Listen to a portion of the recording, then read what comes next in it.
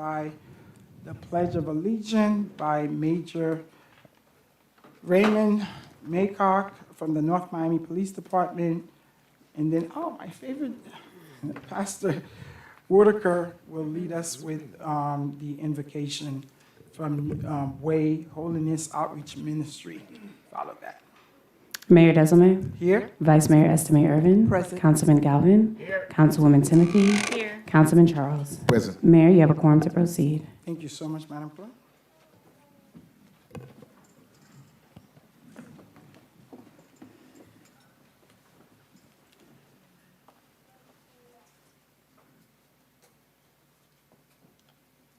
I pledge allegiance to the flag of the United States of America and to the republic for which it stands, one nation, under God, indivisible, with liberty and justice for all.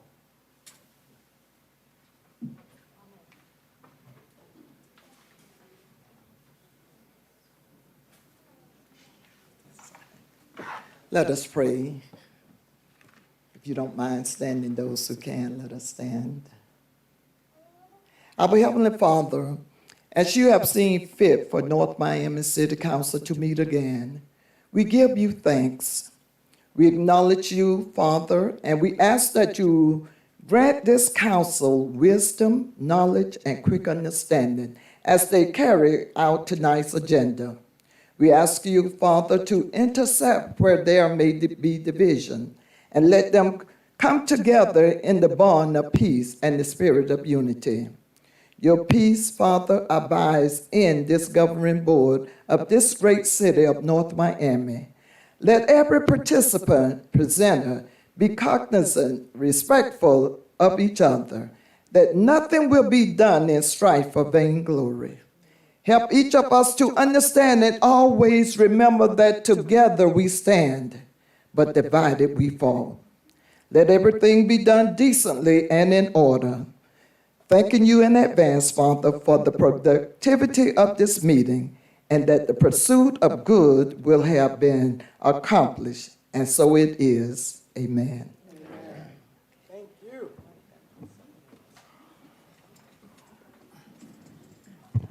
Thank you so much, Madam Whitaker, Pastor.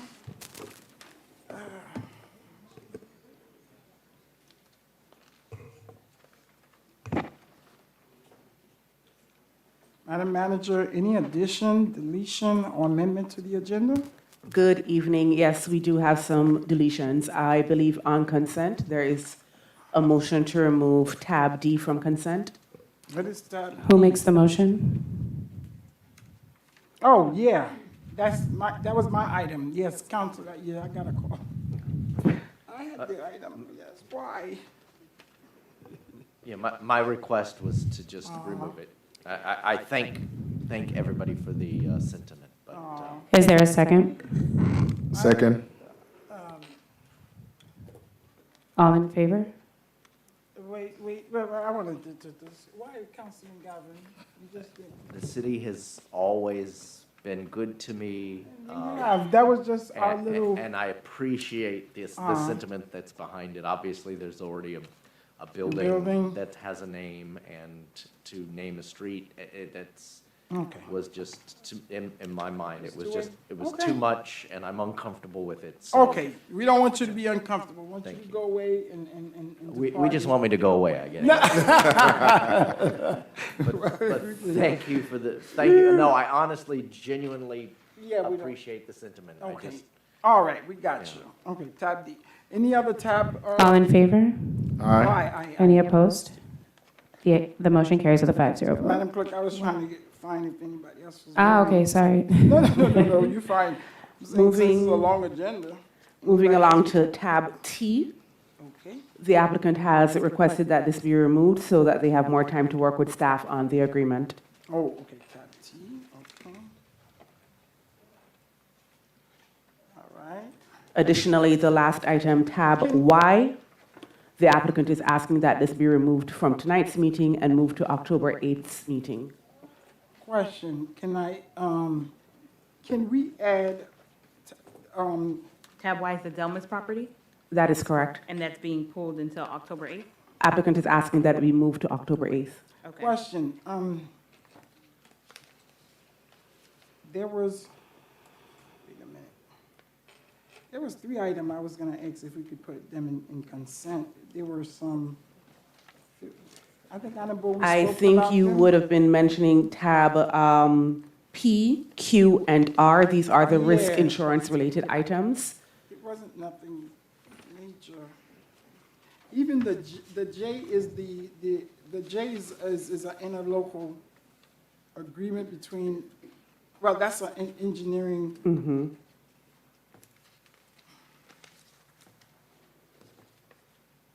Okay, and then, Vice Mayor, you see anything? Mayor, can you just clarify what you just requested? You want to add J to P, Q, and R? That Well, that you'd I- like to move to consent? I'm trying to find, I haven't named anything, but Madam Manager, please help me. I believe the items you discussed before were P, P? Q, and R, because those were the risk-related items Oh, of yes. the insurance policies. Yeah, they just. A while ago, you just mentioned J. I don't know if you want to continue with J. though. I don't know if anybody else has, it's interlocal agreement stuff between us and the county. I don't see. Can it be moved to consent, City Attorney? Yeah. Yeah. That's the discussion right now. If it can, I don't Okay. see an issue. Scott, we really trying to Right, help so, you. so we're putting J, J's in there, P, Q, R, J. R. So far, so good. Okay. This But is I would good. like to pull C out of consent. You're pulling I'd like C to pull out? C Okay. So All why don't right, we- so, wait, I'm sorry, let's go back. So motion to move J, P, Q, and R to consent agenda made by Mayor Desilme. Is there a second? Second. I have a second by Vice Mayor Estimate Irvin. I'm sorry. Good evening, Mayor, Council, staff, residents. Stephen Marcellus, Interim Transportation Manager. For tab J, I actually have the vendor here Oh. to put for a presentation. Oh, okay, that's fine. We could put it in and they could just do the presentation. From the county? No, Kimberly Horn, not from the Oh, county. okay, Not from the county. They're just the ones that, from the county. All right, I'm comfortable with a shorter meeting with fewer presentations. I have a motion made by Mayor Desilme to move items J, P, Q, and R to the consent agenda, seconded by Vice Mayor Estimate Irvin. All in favor? Any opposed? The motion carries with a 5-0 vote. I have a motion made by Vice Mayor Estimate Irvin to pull tab C from the consent agenda. And discuss it separately. Yes. Yeah, Oh, okay. So, okay, so, that's not what you said when we did the same thing earlier, but that's fine. But one second, Mr. Mayor, before they go, I think we're making a mistake with tab J. I know I want to shorten it, but this is about speed bumps and crosswalks. Which one and is we've been the- asked. This is tab J.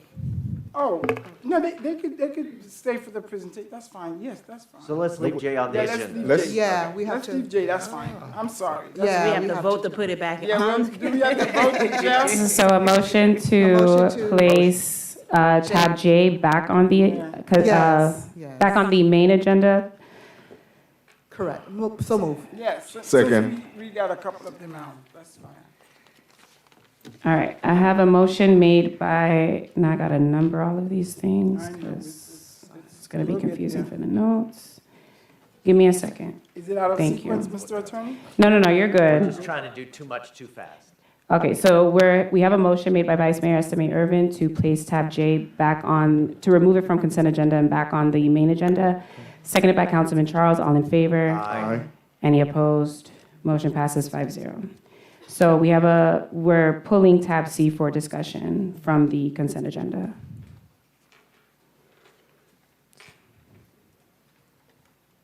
Anything else? I know, we don't see nothing else. Is tab O, what is tab O? I see a piggyback, can that go? Tab O is a piggyback for the purchasing of police uniforms. This is a piggyback from the Broward Sheriff's Wait, Office no, we contract. see the piggyback. Oh. Let's just leave it, because we'll spend more time debating it and fighting over it. Awesome. So, are we set? We're set. Mr. Attorney, we set? Are we good to go? Yes, Mayor, your agenda set, you may proceed. All right, thank you so much. We are good to go, Madam Clerk. All right, we are going to special presentation. Oh, my favorite pizza shop, yay. And how could we not have speed pizza for? They ordered it. It's Oh, on their way. yay, Chanel, yay, ready to go. So we'll go down and do the special presentation followed by city event. And I know we have a hurricane coming, so we something. Right? We gotta- It's out there, it's not coming. It's not coming. It's coming next week or something, so do we do the presentation now? Okay, all right, guys, are you ready? Are you ready? You ready now? Chanel, baby. Do we just do it? Oh, okay. All right, let's go. It's fine. Chanel said we can.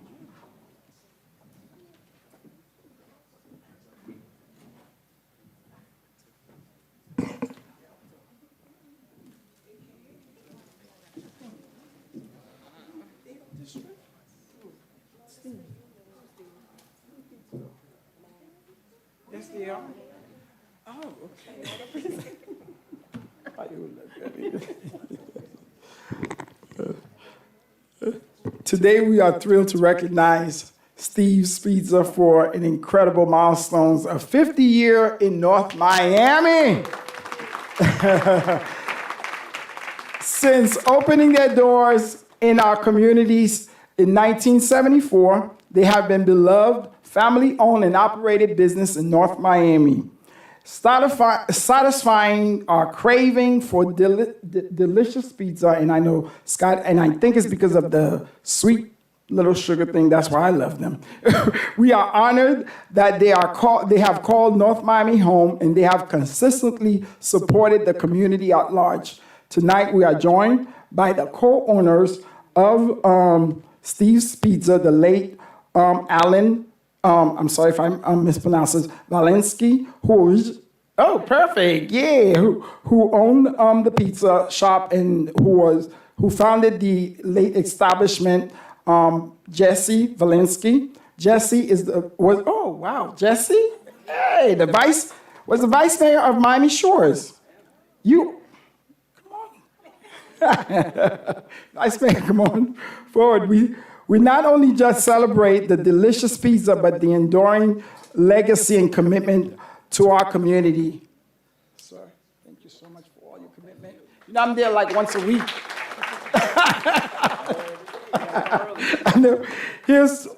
So on behalf, and I'm gonna let Councilwoman and Scott Galvin, who near that, you guys gonna come up and do this little thing, but on behalf of us, we want to say thank you to you and let them say, since they represent. Since they forgot to feed us today, we ordered from Steve Pizza to celebrate, of course. And we want to celebrate your 50th anniversary of being in business in District 2 and, of course, in North Miami. We are so excited to have you here, and we wish you continued success. And this is for you all. Thank you. Does the kids want to come in for the photo, too? I just want to say thank you to council, Mr. Mayor, Madam Vice Mayor. Last time I was in the North Miami Chambers, it was 25 years ago, actually. I'm sorry, yes, no, it was 15? Yeah, 25 years. So 25 years ago, you guys gave something like this to my father, and I was sitting in the audience, just like how my kids are right now. And when you guys called me up and told me you were doing this today, it really touched my heart, because the idea that I'm up here where my dad was and my kids are now seeing me get it's amazing. I can't thank you enough. Before I go, I just have to say one special thing, well, two actually. The Chamber of Commerce, Jeff is a superstar. This is fantastic.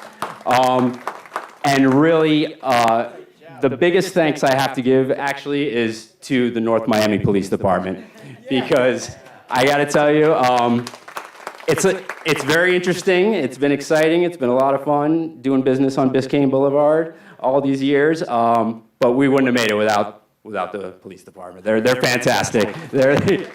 So we love you guys. Thank you. Thank you very much. Thank you. Thank you for all that you do. Thank you. Picture in the middle. Give this guy the road. Come on.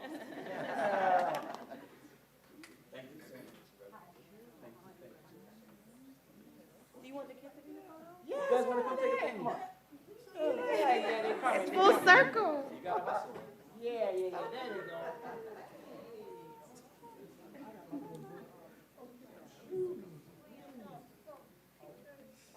Let's say cheese, guys.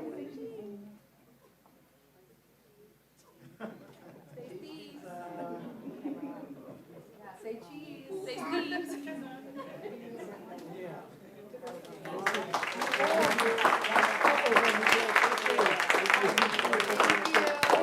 Thank you.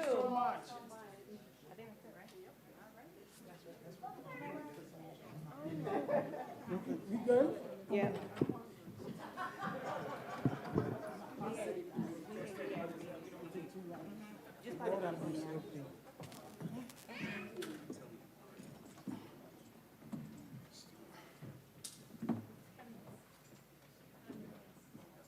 That's half of our meeting, Scott. We good.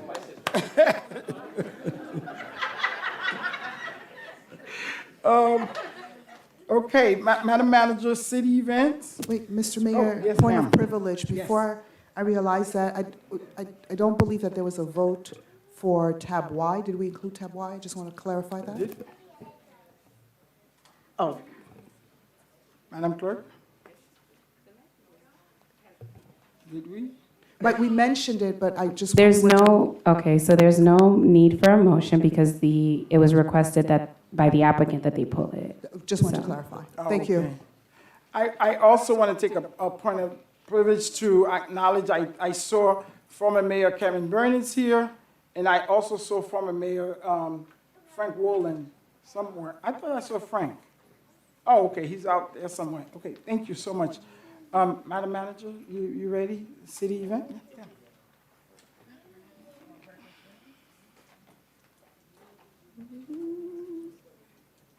I believe we are doing hurricane preparedness.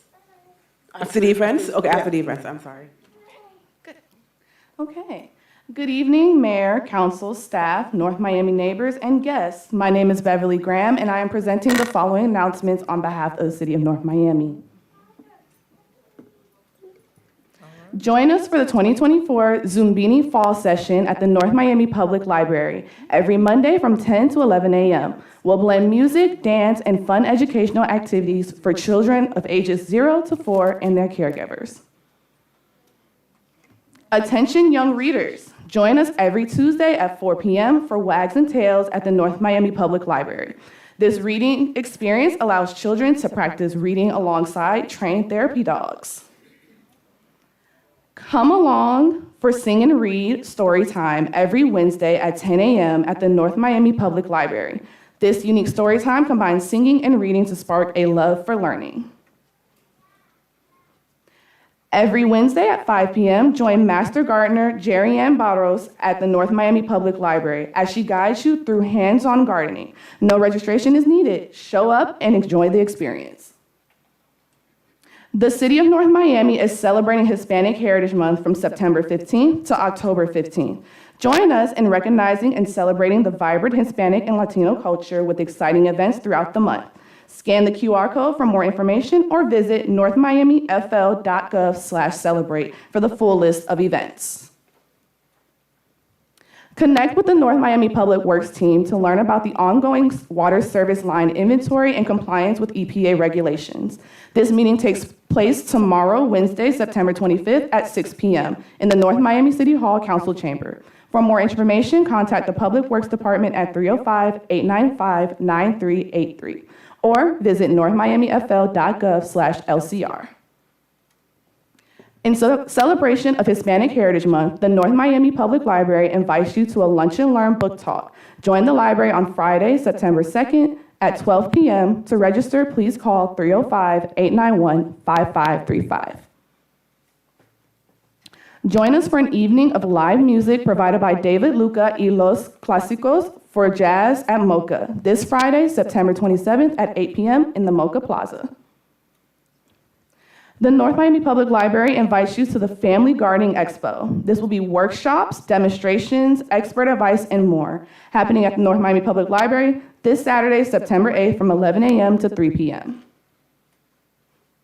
District 4 residents, mark your calendars for the upcoming food distribution event.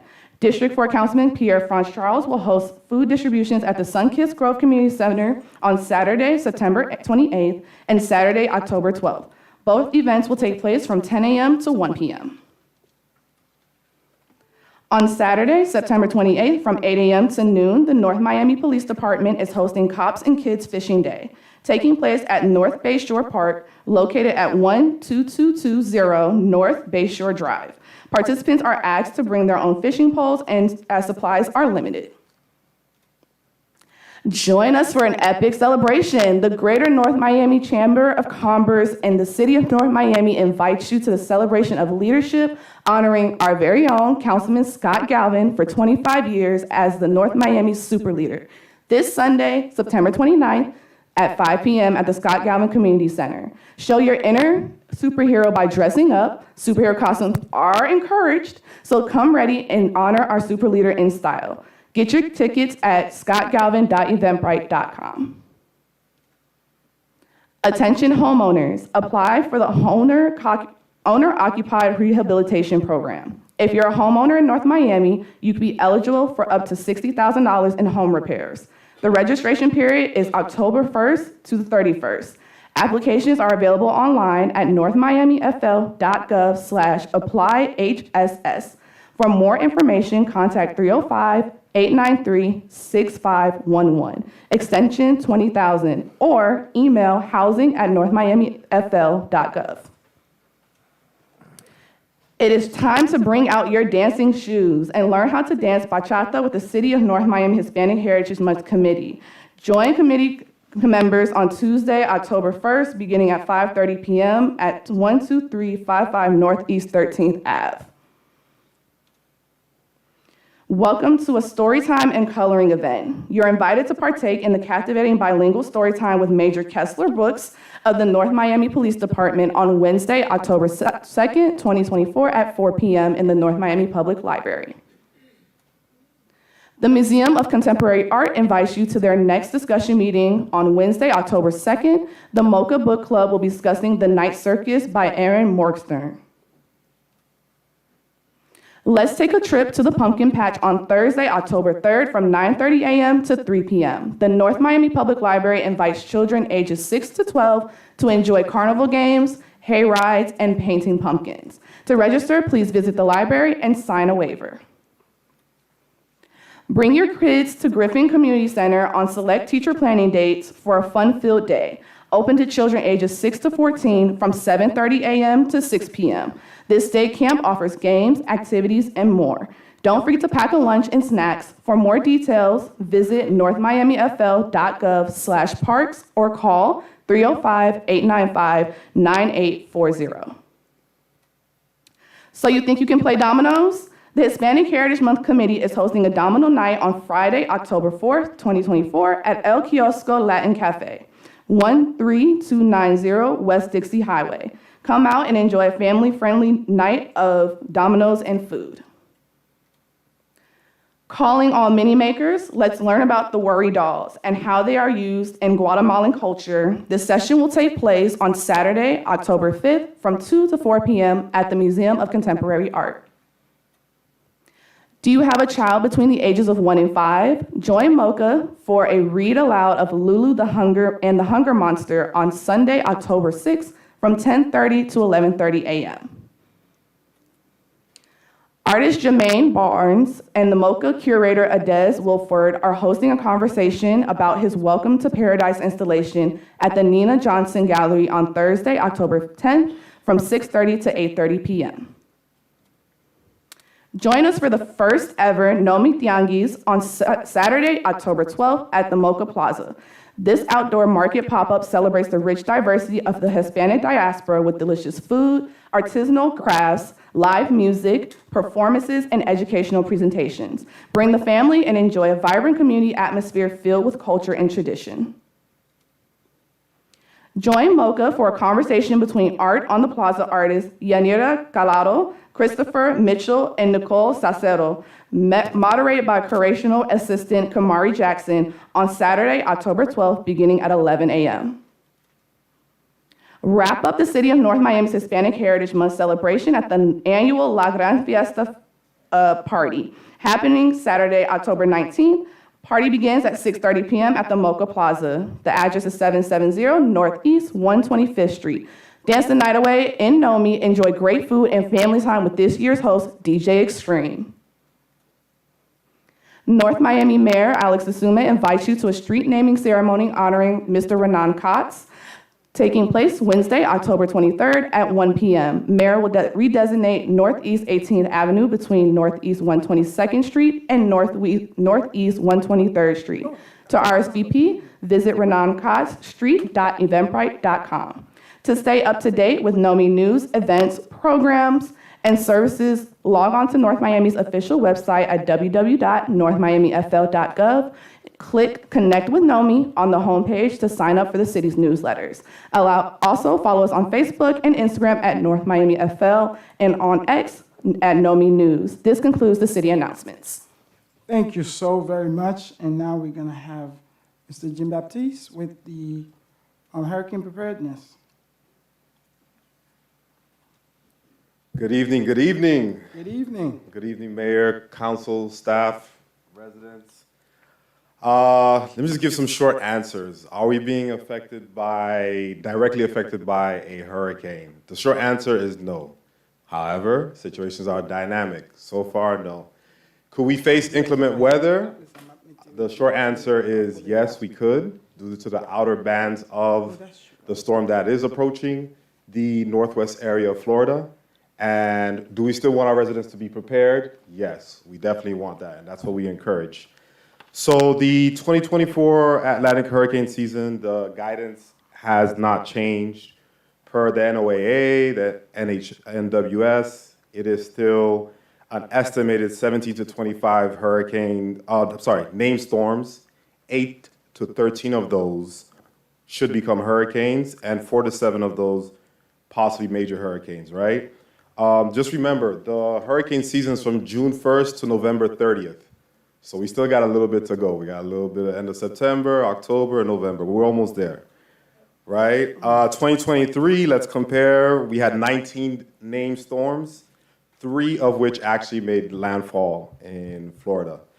Needless to say, we anticipated increased activity. I know some of you that keep up with the news and you go on the NOAA website, you see multiple tropical depressions developing at the same time. They don't necessarily turn into storms or hurricanes. Sometimes they start as a little cyclone, and then they finally get a name if they reach a certain mile per hour windage.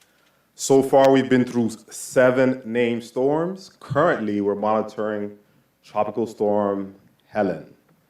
So that's where we're at. The North Miami Department of Emergency Management, the Miami-Dade Department of Emergency Management is monitoring this storm.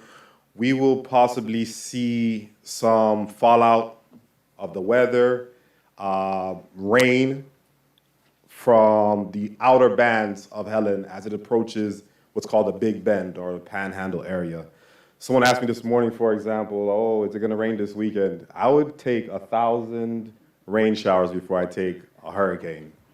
The possibility is that, or projection is that Helen, when it makes landfall, it'll probably be at a category 3 when it makes landfall. Again, that's at the Big Bend. That is northwest of us. It's not directly impacting Miami-Dade County. However, there might be some fallout in terms of rain and inclement weather.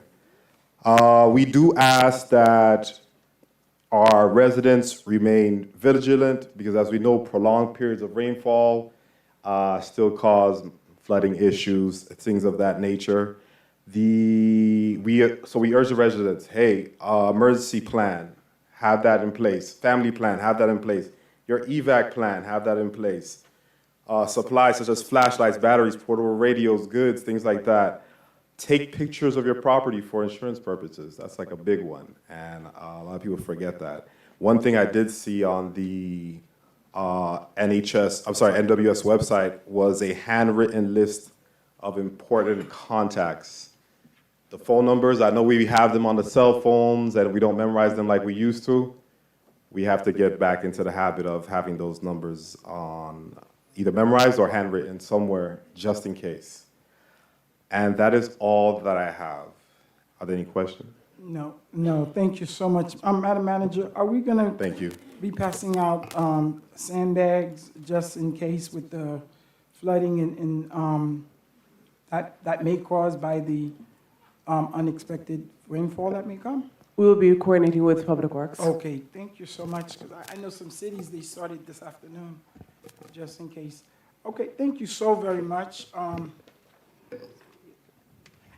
I see no appointments. Consent agenda. Unless a member of the City Council wishes to remove a specific item from this portion of the agenda, tabs A and B, and E through I, J, and P, Q, and R constitute the consent agenda. These resolutions and items are self-explanatory and are not expected to require additional review or discussion. These items will be recorded as individually numbered resolutions adopted unanimously by the following motion: that the consent agenda comprised of tabs A and B and E through I, J, and P, Q, and R be adopted. So move. Second. I have a motion made by Councilman Charles to approve the consent agenda. The motion was seconded by Mayor Desamay. All in favor? Aye. Any opposed? The motion carries with a 5-0 vote. Thank you, Madam Clerk. Tab C. Before you move forward, Madam Clerk, give me 1 second. I want to make a few statements regarding an item that just passed. That is tab, if I looked at the, which item is it? It's D. No, I'm sorry.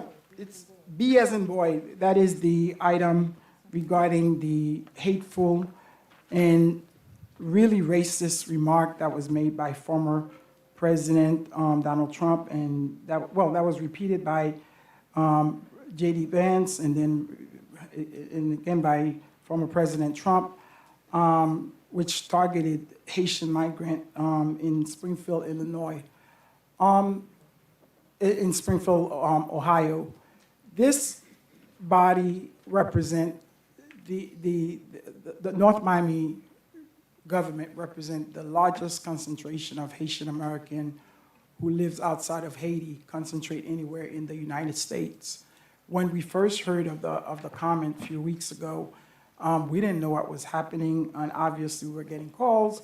You know, it was the first time we heard it, and then as the week kind of progressed and things kind of got more out of hand, and then from the debate, then the former president repeated the comment, things got worse out of it. We want to say thank you to everyone. First and foremost, we want to say thank you to our colleague, Scott Galvin, who has always stood with us as someone who is not Haitian American, but who has been standing with the Haitian American community. But we have been getting called, and I know my colleague here, who is the president of the Haitian American elected official, she has been traveling all over the country with organization from all over, standing in solidarity with the folks in Springfield. And I want to say this is an attack not on the Haitians in Springfield. This is an attack on all of us. This is an attack on truth, because they knew what they were saying was not true. They know it was lies. So they were saying it for whatever purpose. They were saying it. They were just attacking a group of migrants, which we knew. We know that Haitian Americans or Haitians have always been an easy target because of who we are, for whatever reasons. But for someone to go out and just pick a group of folks just because we black or whatever the reason is, it's sad. It is sad, and we're not going to stand for it, and we're going to continue to call them out, those who want to who think about doing that, and it is wrong. and we're not going to stand for it. And it is sad if they want to play these xenophobe, these racist remarks. It's very discriminatory, and they simply do not care.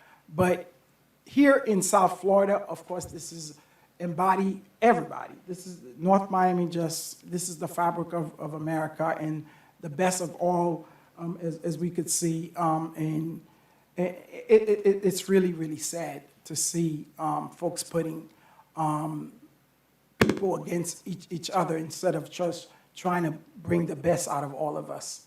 And which I think that's what we, as public servant, that's what we're supposed to do. And I often tell people, that's one thing I like about being a public official at the local level.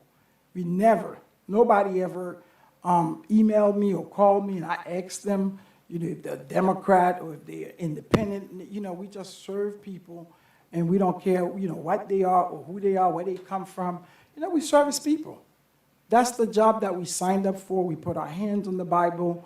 We say we will do that job, and that's what we are there for. But to see people who are at the highest office or who are running to represent us at the highest office, who would simply, we could talk about immigration problem. Yes, that we have, and we could talk about these issues. But myself as an immigrant, and a lot of us out here, we are hardworking people who came to this country we left our country and we came here for a better life. But to hear that type of subject, and it was just trying to demoralize us, just trying to make us like we're not human. And the fact that to know that they did it when they know that what they were saying was not true is really, really sad. And it's really, really sad. So I just want to say thank you to my entire council, but it's, we shall move on. And the only thing I must tell people, we only have, you got until October 7th, register, and you got November 5th to vote. That's it. Thank you. Any colleagues, anyone else? Vice Mayor, I know as the president of the NEON. Sure. Thank you so much, Mr. Mayor, for bringing this resolution, this needed resolution. Words matter. So I just want to, state on the record some things. Yes, there are Haitian immigrants in Ohio, but yes, they are legal immigrants in Ohio, and people need to understand that and know they do not eat pets, and that's very offensive. But more importantly, what I started out by saying words matter. I'm actually very concerned of their physical safety and actually concerned about our kids' mental health awareness. So, I want to thank all of the community that came out on Sunday to stand with Haitians, and they were not all Haitians. The community came out to stand and to continue to stand. And even though we're in North Miami, I want to send a strong message to immigrants all over this nation that we have your back, we are here with you, and not to be afraid that you have a community that stands. One thing that made me proud is when I was watching the news, there were so many people that denounced, including the governor of that state, that denounced those statements. So again, thank you so much for putting it out there, and I cannot emphasize anymore, like the mayor said, even though we're in nonpartisan seats, to please go out and vote. Go and vote for people that support community, vote for people that support immigrants. At the end of the day, immigrants are the backbone of this nation anyway. Thank you. Oh, thank you, Mayor. And just to echo some of the same sentiments, and just on that same notion of words matter and words have power, those same words are the reason that January 6th happened. And now you have individuals in Springfield, Ohio, who are afraid for their lives. I wish that I could be there, but I send my well wishes. We're standing behind them with NEON, and whatever that we can do here in North Miami for the Haitian community there, we stand ready to help. Thank you. No, quickly, just want to say thank you, Mayor, for bringing that resolution, and thank you to everybody who came on Sunday. Councilman Galvin, thank you. The only thing I will say is that how do we get so low in the United States of America? We should be the leader of all nations. This is the United States of America. Remember back in the days when we have a presidential debate, I would just sit down and grab my a notepad and pencil and take some notes, words that I'll have to look the next morning into, trying to find the definitions, everything, understand the context of them. And now, in the 21st century, we're getting so low that someone running for the highest office in this nation, just using this kind of language. So it is what it is, but I pray that America, black, white, brown, let's move on. Let's see if we can take back that country, because this is not who we are. And America, by definition, is a nation of immigrants. People come all over the world to make this nation what it is today. So it is time to call them for who they are and just look at them straight in the eyes and say, this is not the Haitian people that they're talking about. And this is not the first time. Some of you will remember with AIDS, this is not the first time. It is a continuation of these bad politics and trying to put that stamp on the back of Haitian immigrants. Myself sitting in here, I came in here as an immigrant. Work hard, play by the rules, pay my taxes, and go to school, get an education. And I've been educating students for about 16 years now, working with the young generation just to make sure that we stay as vibrant as we are. This is what America is all about. So please, ladies and gentlemen, I am asking each and every one of you to pray for this country. We got to do better. We got to find a way to unite everybody and move on as one nation. Thank you. I'll just say briefly, obviously I'm not Haitian American, but the words that were spoken are hurtful to people like me too. I owe my political success and my years of service to the support of the Haitian American population of the city of North Miami. And I stand as one with my fellow council members and with the residents of this city in condemning awful, hateful remarks that have no place in the discourse of a free and prosperous nation. Thank you, Mr. Mayor. Thank you so much. Madam Clerk, you have a few words? So for those of you who don't know, I'm actually a nonprofit immigration attorney. So a lot of the folks who are in Springfield, Ohio, who recently arrived over there are actually some of my clients. And what's interesting is that there's this idea that this desire to criminalize folks who've come to Springfield, Ohio to work. Folks who've come to work in an area where the economy was struggling. Folks who actually revitalized an entire economy, an entire community, an entire city. And for remarks to be made about them and then, of course, amplified on the national stage, I think reminds me to remind you all, and all of us, myself included, to be really careful about the things that we utter, even in jest. I think what we constantly see, especially with racist tropes, xenophobic tropes, and stereotypes, is the otherization of people. A desire to make it clear that there's an us and there's a them. And although people shouldn't be justified by what they can contribute to another person or to something, it is important to note that a lot of the folks up there, if not to say the entire community, is a community of hardworking folks, folks who are sending their kids to school to do better, to receive better, to live a better life. A better life just like each and every single one of us in this room here is constantly trying to achieve. We're trying to do better than the generations before us. And so at some point, we have to start seeing the humanity in each other. We have to focus more on the things that unite us versus the things that divide us. Because are we not all looking for freedom and liberty? And are we all not looking to live freely and safely? Are we all not looking to protect our children? And now, because of what was said, an entire community was stopped from their daily activities, not being able to send their kids to school for fear of what could happen in that school, the same schools that sometimes we fail to protect. And so I really call upon us to be reflective about the things that we say, the hate that we seem to have for each other. And I don't want to be cliche and cheesy and talk about the ways in which love will really carry us through, but genuinely, we have to get to a place where you look at me and you see the humanity in me just as much as I can see the humanity in you.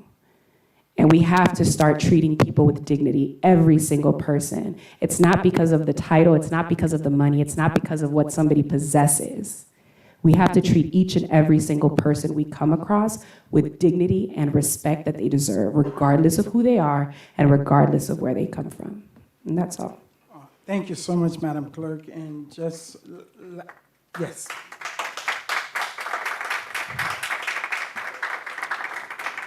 And again, thank you again, the calls, the texts, folks from all over. We are working, Congresswoman Wilson, along with, I know Neon, Congresswoman Sheffield McCormick, but Commissioner Malin Bassin, there's some stuff that we are working. I did pen out a letter to the mayor of Springfield, so we are going to go there and try to pay a visit, because there are some real work that they need some help there in terms of doing with the large population they are doing, but they are not looking for the attention that they are getting in there. And then the U.S. Conference of Mayors did a solidarity trip there last week with several mayors from across the U.S. who went there to meet with the mayor. It's really, really some help that. But with that being said, thank you again. We do have a full agenda.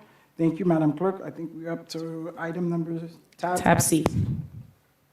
A proposed resolution of the Mayor and City Council of the City of North Miami, Florida, approving the selection of Country Bills Lawn Maintenance, Inc. as the lowest responsive and responsible bidder to provide citywide alleyway maintenance and cleanup services, and further authorizing the interim city manager and city attorney to negotiate and execute an agreement at a cost not to exceed $43,250. In accordance with the terms, conditions, and specifications contained in invitation for bid number 58-23-24, providing for an effective date and all other purposes, tab C. Thank you so very much. Presentation, Madam Manager? Good evening, Mr. Mayor, council members. This one consent. Yes, sir. Right. Alberto Estrada, Purchasing Director. Through the manager, this item is simply staff's request for your approval of an award of a solicitation that was issued for the citywide alleyways maintenance and cleanup services program. In response to the solicitation, there were 5 proposals. The proposals are tabulated on the second page of the council report. The lowest responsive and responsible bidder is a company by the name of Country Bills Lawn Maintenance Incorporated. This is a solicitation and a program that was issued in cooperation and collaboration with the Neighborhood Services Department, Mr. Lázaro Ramon, the director. He's back there also. So if you have any questions about the program itself, I'm sure that he'll be glad to also chime in and respond. Thank you. Thank you so much. I know Vice Mayor was the person who pulled the item. Vice Mayor, you want us to? Yes, I have a question, Right. please. Thank you so much for for your presentation. A question for you, Mr. Director. This is going to be citywide, right? Absolutely. Good evening, Mayor, Vice Mayor, Council Member, Managers, Attorney, and Clerk. Correct. This is an initiative that we're going to be doing throughout the city. The vision is to be able to try to get to 270 alleys within a 4 to 5 year period. So now what we've started is to establish the first 50, and then this year we have it in the budget again for another 60. So the equal amount, depending on the amount of alleys that are in the area, is what we're going to accomplish citywide, Vice Mayor. So I just wanted to know if there are any, because I have alleyways in District 3, or was there streets identified or alleys identified in We District have, 3? correct. We do have some that have been identified, and the list is part of the bid.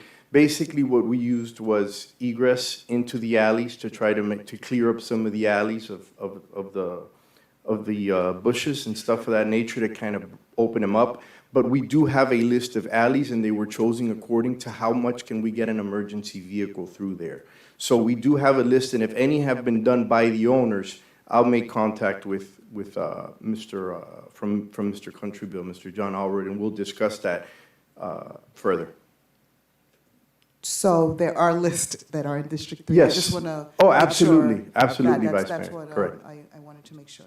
And it's just the cleanup, right? So there's no, it's Correct. just the cleanup of It's the just alleys. mostly a trim, it's mostly just a trimming in the area. We have done it, we have done an initial 10 that were conducted last year to see what type of product we would have. It made a great difference, just the trimming and not having to get into any of the heavy-duty cutting of the actual trees. Okay. Those are all my questions. That's all? Okay. Public hearing is open on the item. Public hearing is open on the item. Seeing none coming, public hearing is closed. Move approval. Second. I have a motion made by Councilman Galvin to approve the item at tab C. The motion was seconded by Mayor Desalme. All in favor? Aye. Any opposed? The item passes with a 5-0 vote. Thank you. Thank you. Tab, I have no idea. Okay. which tab you're on. Okay.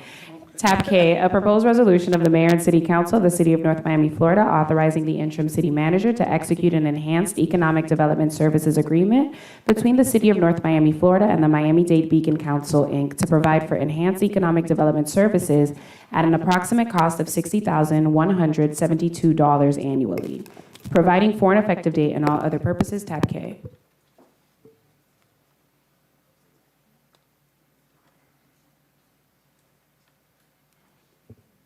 Move for approval? Second. Oh, no, I mean, presentation? Something?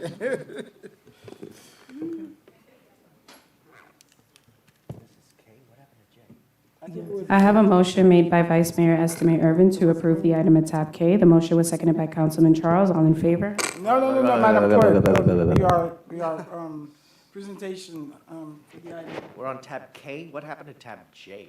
Tab J was moved to, Yes. Put back. oh, they pulled it off again? Okay, sorry. No, we can do K. Can we but, do K?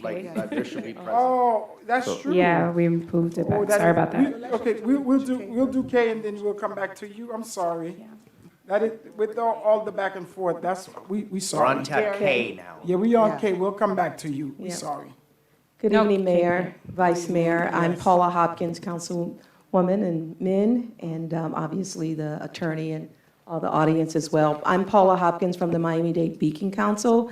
Really happy to be here tonight. I have two people here with me, Julio Pitti, who also works as my colleague. And we also spent the day with a black developer that we had in town, Stephanie Wade, who's in the audience as well. We'll do some things after tonight, but I wanted to let you know that as part of the presentation, our mission statement at the Beacon Council is sustainable, inclusive, and competitive economic development for all of Greater Miami. So as we think about entering into a partnership to support your economic development here in North Miami, it would be a great honor to not only collaborate, but bolster all of your, whether it's attracting new investors, real estate, and more importantly, benefiting all residents here.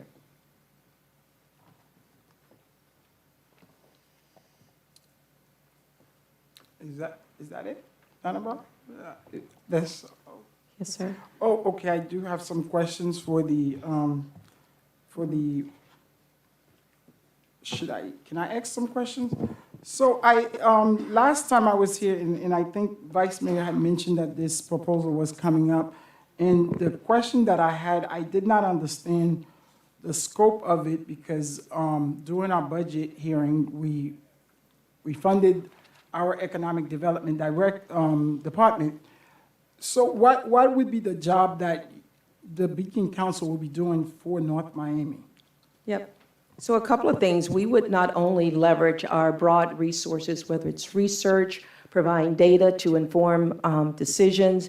We have several councils, Mayor, that we actually operate, not only a tech council, and as we kind of look into the deep research on what the city is focused on and just the proximity of where it needs to be, focusing on tech, focusing on our global network, and then more importantly, our access as well. Okay, because that was my main concern. Because it's my understanding, the funding that you guys currently received is majority from the county, correct? Yes, sir. And part of the concern that we have from the county, we don't really get a lot of the fair share in terms of our fair share from the county. We pay into the county, but when it comes to equity, North Miami has never gotten anything from the county. We okay with that. But now we are being asked an additional amount of money. But if this was saying, okay, we will say North Miami will get 10 jobs out of this $60,000, it'll be okay. I could say, okay, I could see this. But this is a proposal based on understanding this, $1 per resident. Yes, sir. And I have a problem with that because I don't see why. I think you guys need to be paying us, honestly. No, I'm being serious because we are a city where I have people who cannot even eat.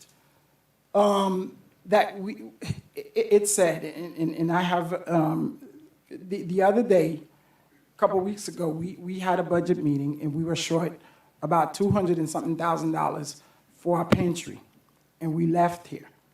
And we sit here, we talked about equity, and this is not a wealthy city, and when we talked about it.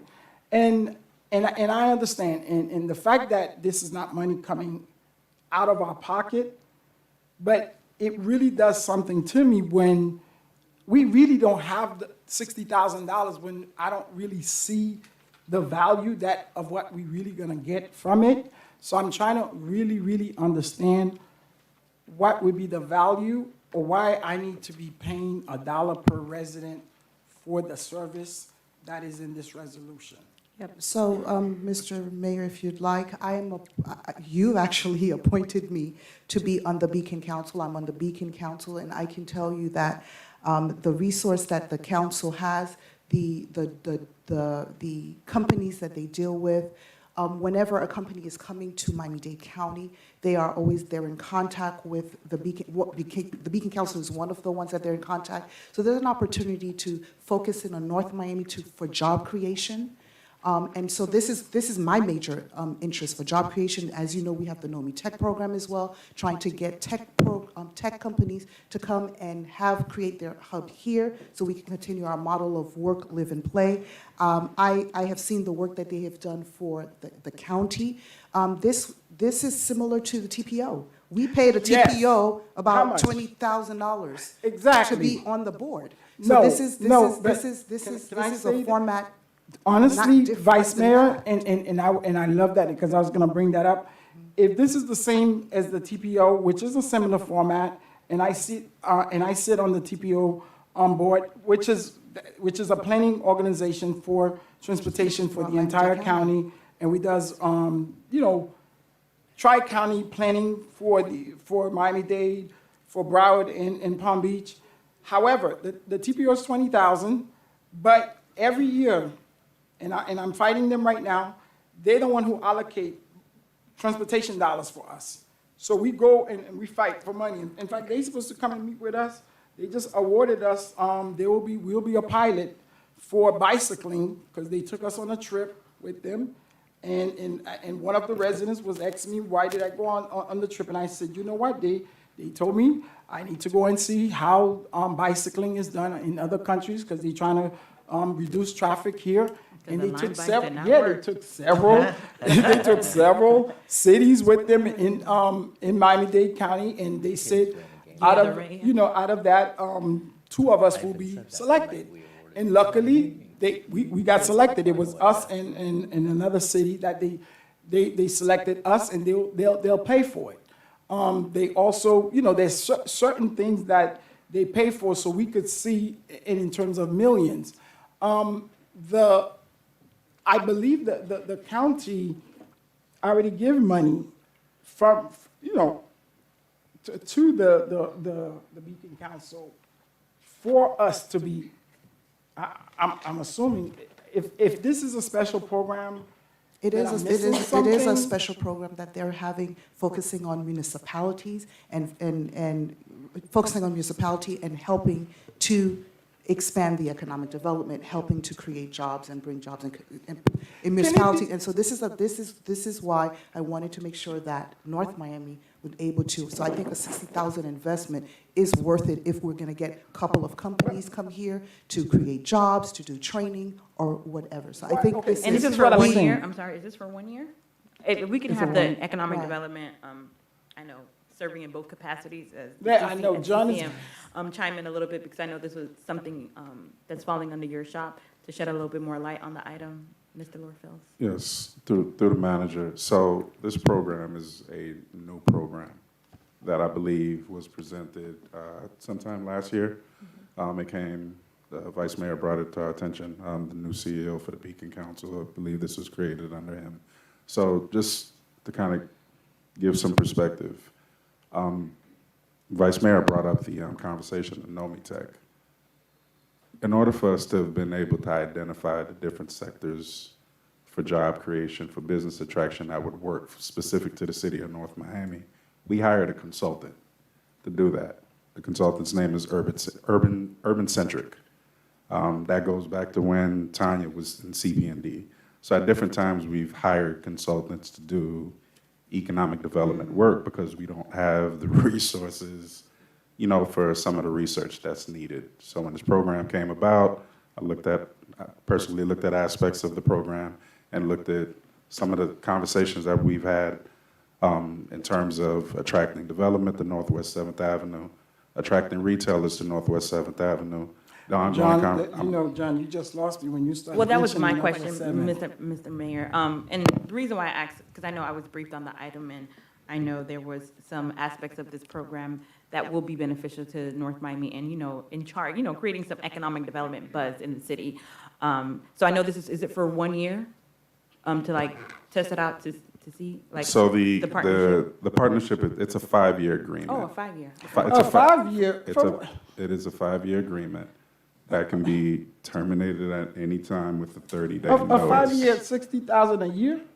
Or 60,000 for 5 years? It's 60,000 annually, and it's a 5-year So let me agreement. ask you this. How many, if you all could tell me 3 people, like if you guys could guarantee me 3 people, not a lot, 3 people, or even 2, could get hired, then I'm gonna say, okay. So But let's if test you're it out and telling see. me, that's what no. But what I'm saying is, if they could say 2 people from North Miami, from whatever they want to say could get hired, but if it's just like they're gonna give $60,000 to, and I think it's the way it's being branded, Councilwoman, because we spending money like crazy, but it's that $1 per resident that kind of get me.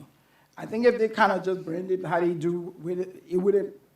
We probably wouldn't even caught it the way y'all be branding stuff.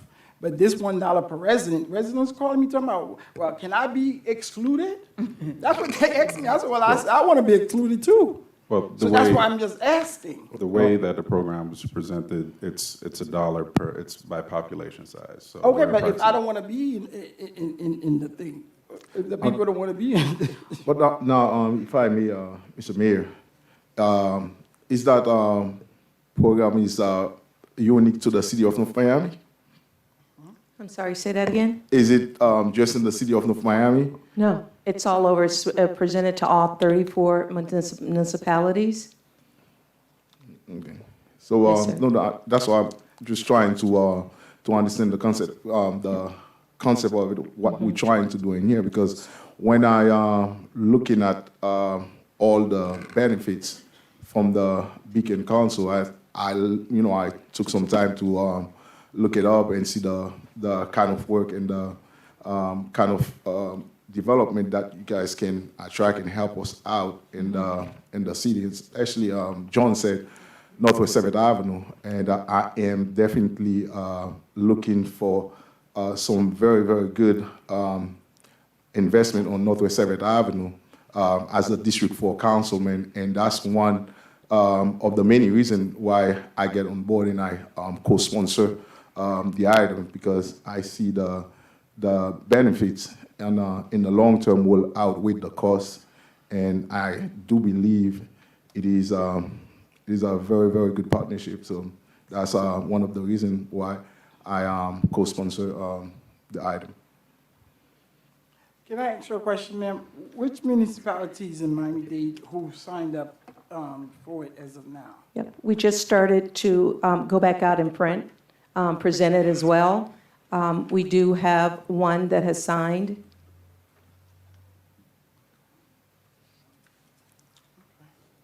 All right, well, I mean, thank you. I mean, that's all I have. Yes, sir. And how often do you guys provide reports to the city in terms of like, you know, I guess, do you have key performance indicators and so forth that we can kind of like test to see how this partnership is moving along? Like, will they be quarterly reports or so forth so that we can do some monitoring? Maybe they come before council on a biannual basis to kind of see if this is working out, and maybe we, you know, readdress it then. But Yep. I definitely think it's worth giving it a try to see if, you know, if we do get some buzz. I know I think it's at the Senior Vice President of American Airlines right now is the chair of the Beacon. Yep, Yeah, it's the Chase chair Lasagna. of Beacon Council, and I've seen some of the work that they've done.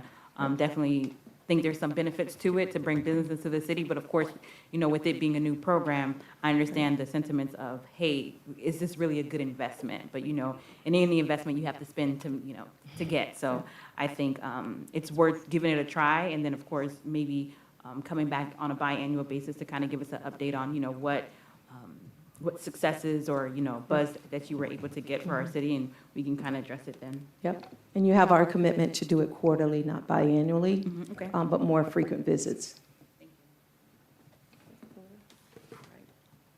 Thanks again. Okay, Public hearing. yes, public hearing on the item of this thing, and you say this is for 5 years that you are with, okay, this is the tab. Yes, Mayor, it's a 5-year agreement. Yeah, which tab is this? This is tab Okay. J.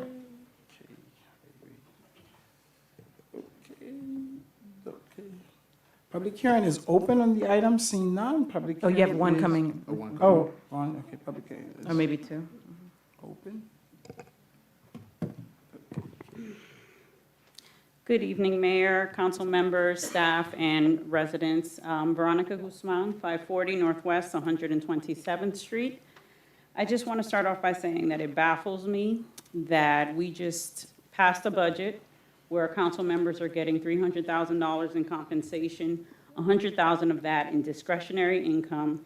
And if we have a budget already for economic development, we are now adding to that $60,000 for a program that we haven't even seen the results of yet.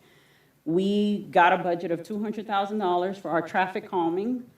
A speed bump costs about $180,000. So I don't see the benefit to the residents for spending money, one, that we don't have, and that really is not benefiting our community. District 2 and District 3, when I drive on 135th or 125th, I see signs that say live, work, play in District 2 and 3, 125th Street and 135th Street by I-95 in District 4 is a major thoroughfare, and we look like the slums of North Miami.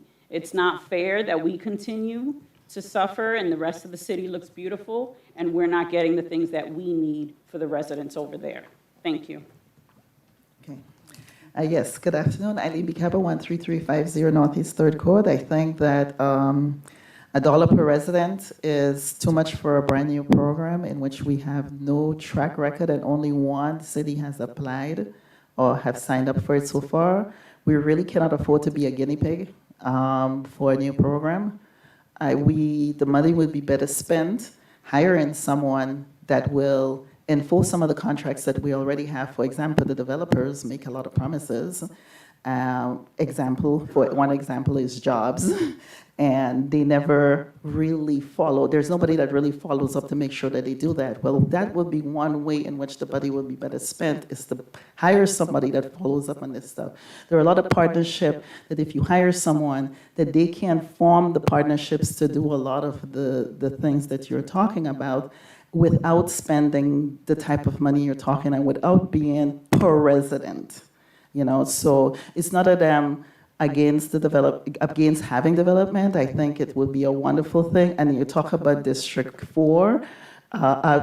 There is a lot of stuff already in the pipeline and already funded for redevelopment of 7th Avenue. Thank you. Okay, thank you. Seeing none coming. Mayor, I just have one yes. more question. Go ahead. I know because this came Can up. I close public hearing on that? Is Ms. Debbie coming? Okay, okay, the public hearing is closed. You're not coming to speak on this item, right? Is Deborah Davis? No, Okay, no, go she ahead. doesn't. Her hearing is closed, okay. Because I know when this item came up, it came back up in my budget briefing, because I asked the economic development director, was this something that, he absolutely needed, and how could he address it? And I think there was a position that wasn't filled, I think at 87,000 plus more that you removed in order to make accommodations for this program. Am I correct in saying that? Yes, there was a position that was requested for that particular need that was removed. So that one was removed, okay. Yeah, Yes. just, just so. You had a position, you removed it? Yes. Okay, thank you. Okay, Madam Clerk? I have a motion made by Vice Mayor Estimé Irvin to approve the item at tab K. The motion was seconded by Councilman Charles. All in favor? Aye. Any opposed? Nay. Item passes with a 3-2 vote. Thank you.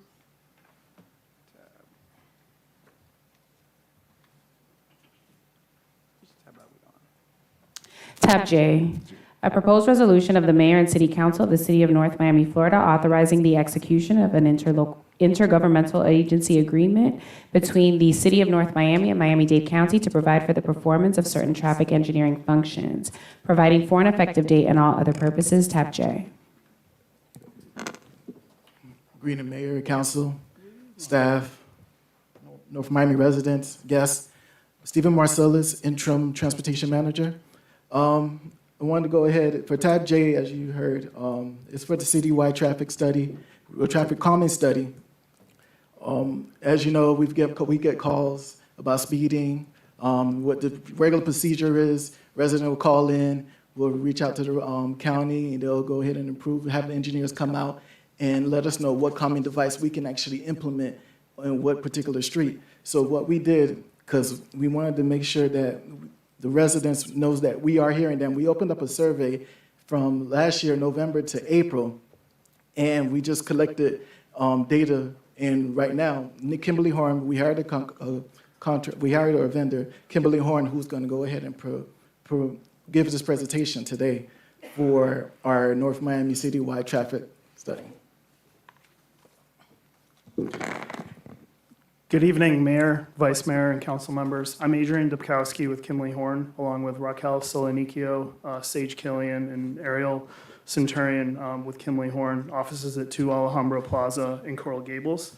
We're here to discuss the citywide traffic calming program that we've worked on. Tonight's presentation will go through the study process and status of that, the resident and stakeholder input, the data collection and analysis, traffic calming treatments, the proposed phased traffic calming plan, and next steps. So this is the study process. We started off in September of 2023 with data collection. We had a kickoff meeting that was held in December of 2023, and we worked on the study and analysis through the winter and spring of 2024. And we had a draft of the analysis completed in May of 2024, which we presented to the residents and stakeholders. We then took the feedback that we had at that meeting and finalized the study in July 2024. And currently we're at the stage of finalizing the analysis. It's been reviewed by the city's Public Works Department. And the next step is to coordinate with Miami-Dade County on the interlocal agreement as well as this analysis for the additional traffic calming treatments. So as part of the data collection, analysis and improvements process, we had an interactive website to collect public input and stakeholder input. It was open from October 4th through April 30th of this year. We had approximately 1,200 users that accessed the site and nearly 400 comments that were provided, in addition to 64 additional comments that were provided through email. And these were put into different buckets, such as specific traffic calming issues that were brought up, cut-through traffic issues, distracted or aggressive driving issues, traffic operations and congestion matters, as well as pedestrian safety items. The traffic operations and congestion items, as well as pedestrian safety, were documented and assembled and provided to the city in order for the city to coordinate those specifically with the county as they fall outside of the typical box for traffic calming or within the traffic calming realm. This is what the project website looks like. You can see the interactive map is in the center of the page. That's where the residents and stakeholders were able to put in their input. Then we had a section that talked about what the goals of the traffic study calming were, getting into some of the different types of treatments that could be proposed so that residents and stakeholders would have an idea of what we could implement, as well as the project schedule. So looking at the data collection, we collected traffic and speed at more than 234 locations within the city. And this occurred from November through June of this year. So November of last year through June of this year. We only looked at data collection on Tuesdays, Wednesdays, and Thursdays. We excluded holidays, excluded the last 2 weeks of December, first 2 weeks of January, and conducted all the data collection when school was in session. We also applied peak season factors to all the data so that we analyzed peak season conditions. Actually, going back to this really quick. We looked at Miami-Dade County provides traffic flow modification and street procedure guidelines. This focuses on when you can implement traffic calming. And there's 3 criteria we look at: livability thresholds, which are based on traffic volumes, as well as cut-through traffic and speed. And over 30% of the study locations satisfied the traffic calming criteria. So what happens when a specific location satisfies the criteria? The entire neighborhood is deemed to need traffic calming, because if we just fix one street, the problem of traffic or cut-through traffic and speeding just moves over to the next street. So essentially, what this resulted in is close to 400 locations where we're proposing traffic calming in the city, which I'll get to in a minute.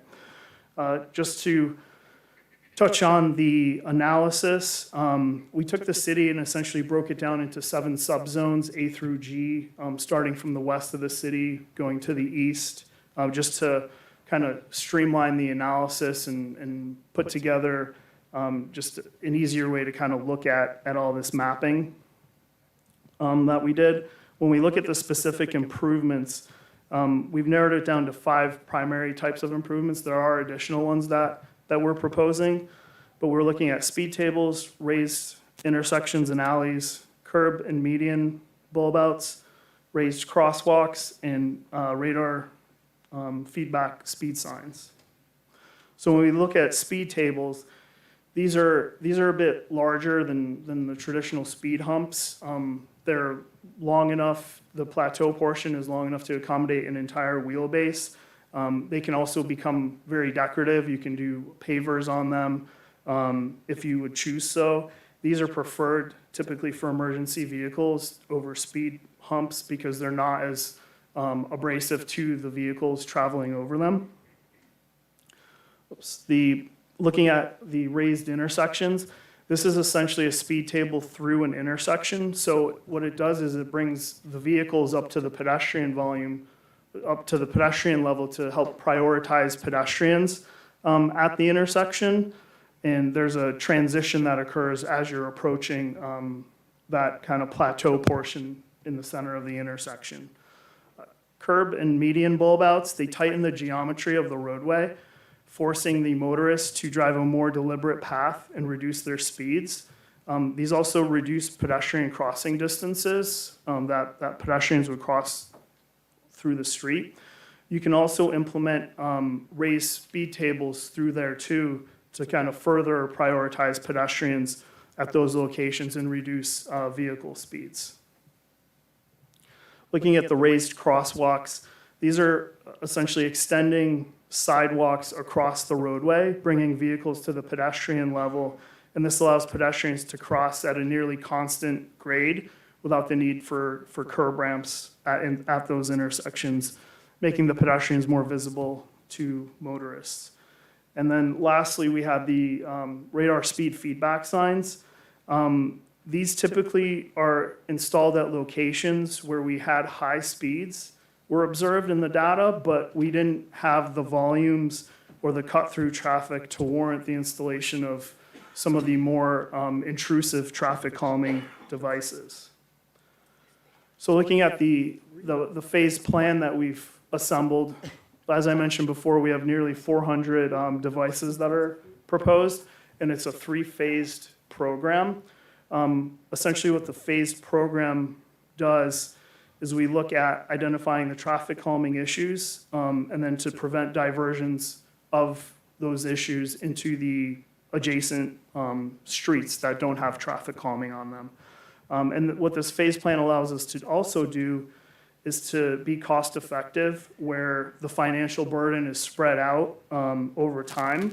It allows flexibility within the plan where if there's a specific treatment that is working better than another one, we can go back in and with the interlocal agreement, swap out those treatments for the more preferred one. And it also allows for continuous community engagement throughout the process. And we can also evaluate and monitor as we go along. This is something similar that we did in the city of Miami, where they were specifically looking at roundabouts, and we realized in pre and post studies that the roundabouts weren't slowing the traffic down as much as we would like. So then we looked at installing, and they were significantly more expensive as well. So we looked at implementing speed tables instead. And this, just really quickly, is the 7 subzones of the city that we broke up, and we have the plan, the phase plan in all 3 phases here, showing where the specific improvements are located. This is tied to a matrix and spreadsheet that geolocates all of these positions or of the improvements. So you have those specific coordinates on where those improvements are located, and there's a lot of detail where they are and how they function as part of the phasing plan. And you can see here as well, we're proposing some 25 mile per hour speed limit signs to be installed and some of the existing speed humps and tables to be refurbished as they've been worn out a bit too throughout the city.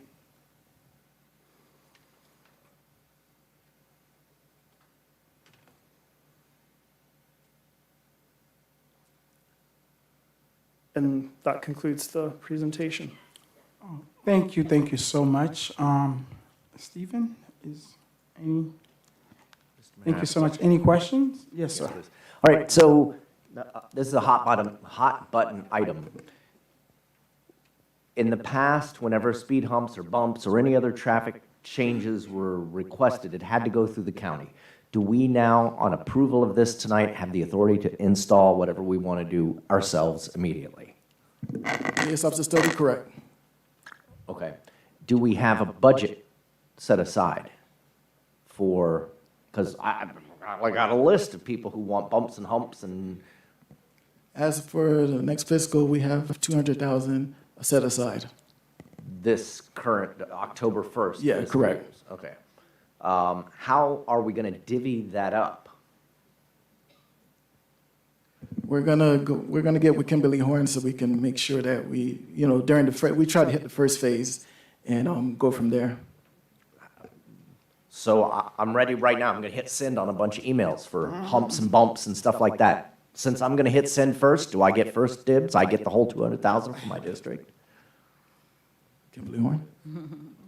What we can do is we can, based on the city's budget, look at the areas that need the bumps the most and prepare those as kind of like an initial phase. So it'd be more like a phase 0. How do I tell residents whether or not theirs needs it the most? We would look at speeds, what the speeds are. But you have in the that data area. now, no? Yeah, we do.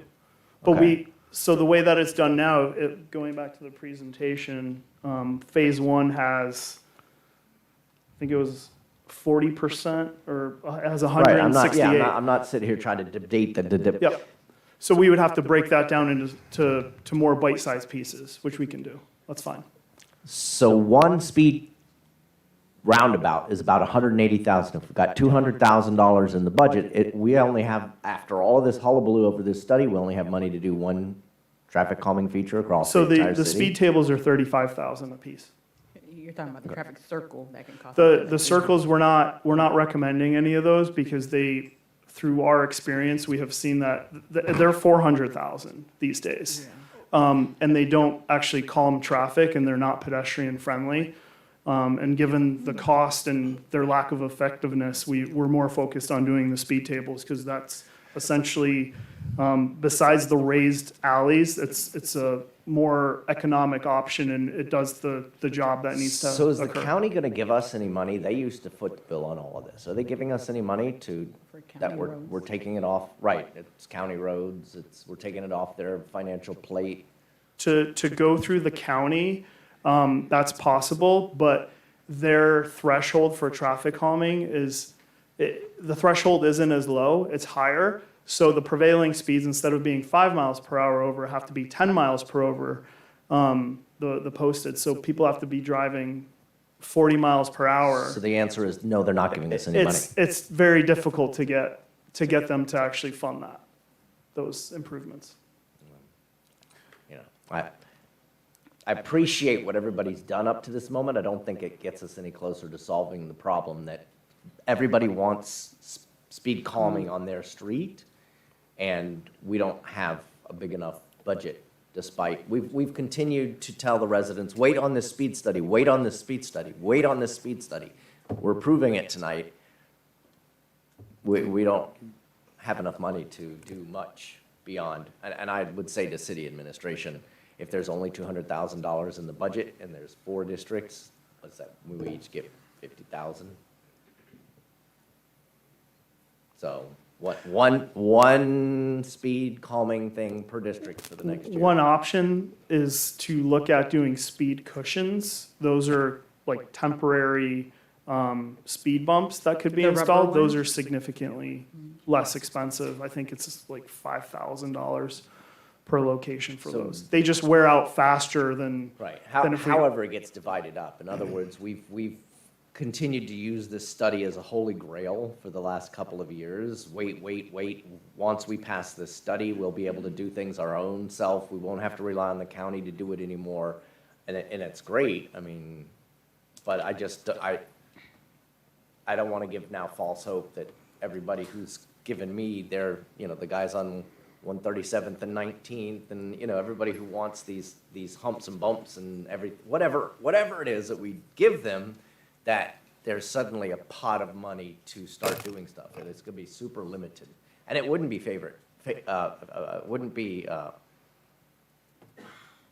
appropriate for District 1, for instance, to get all of the money.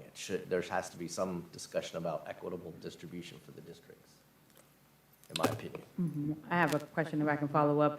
You said that the study has to go before the county for approval. Is that correct?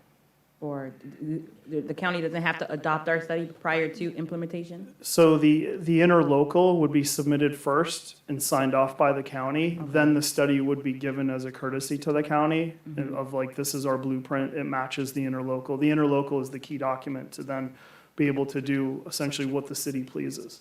And then at that point, we have free range to, I guess, now begin installing? Yes. And how long would that process take for that interlocal? Because I know with the county, sometimes it could take a while. I'm not sure. It has to go through the county attorney's office. Okay. I'm not sure on the timing of that. And for some of your traffic calming circles, like, I know sometimes, let's say it's a school zone, you'll see traffic calming devices that has lights and flashing that says kids playing and, caution. Were those actually also included in the study, or? So, the kids playing, or like the school zoned areas, the school board, they don't allow you to do traffic calming, within the school zones. We have to do them on the outside. They say that it impacts the flow of their buses and whatnot. So we always have to do any type of traffic calming on the outside of that, or in certain locations, we had proposed like the portable signs, as well as the traffic speed feedback signs that would be permanent as well. Yeah, because I know there's an area near David Lawrence, the PLC, and that little hub over there where there's like a lot of kids always playing, but then there's an issue with traffic. There's a school nearby, but just wanted to make sure that, I didn't know if that was one, but I know. On the outskirts, outskirts. just outside the zone, that's where we'll put those devices. Thank you. Awesome, thank you so much. Yeah. Yes. Yes. Mayor, if I may? Real quick? Yeah, Yes, yeah. sir. No, quickly, so going back to what Councilman Galvin was talking about, so we have about $200,000, and let's say we are going to have a pilot program this year. So how are we going to divide that into throughout the city? What we'll do is we'll go back and revisit the data and break it down more granularly, because right now we're at 168 devices in phase one. Look at those and break them down into the areas that need them the most and provide that to the city. Okay, but quickly now, there are certain areas in District 4, they're like racetrack, and every time you talk to a resident, they need those traffic calming devices. So, and through your presentation, we're looking at it, it's like a sky full of stars, and how do I know exactly which part, for example, in District 4, that you guys are going to target?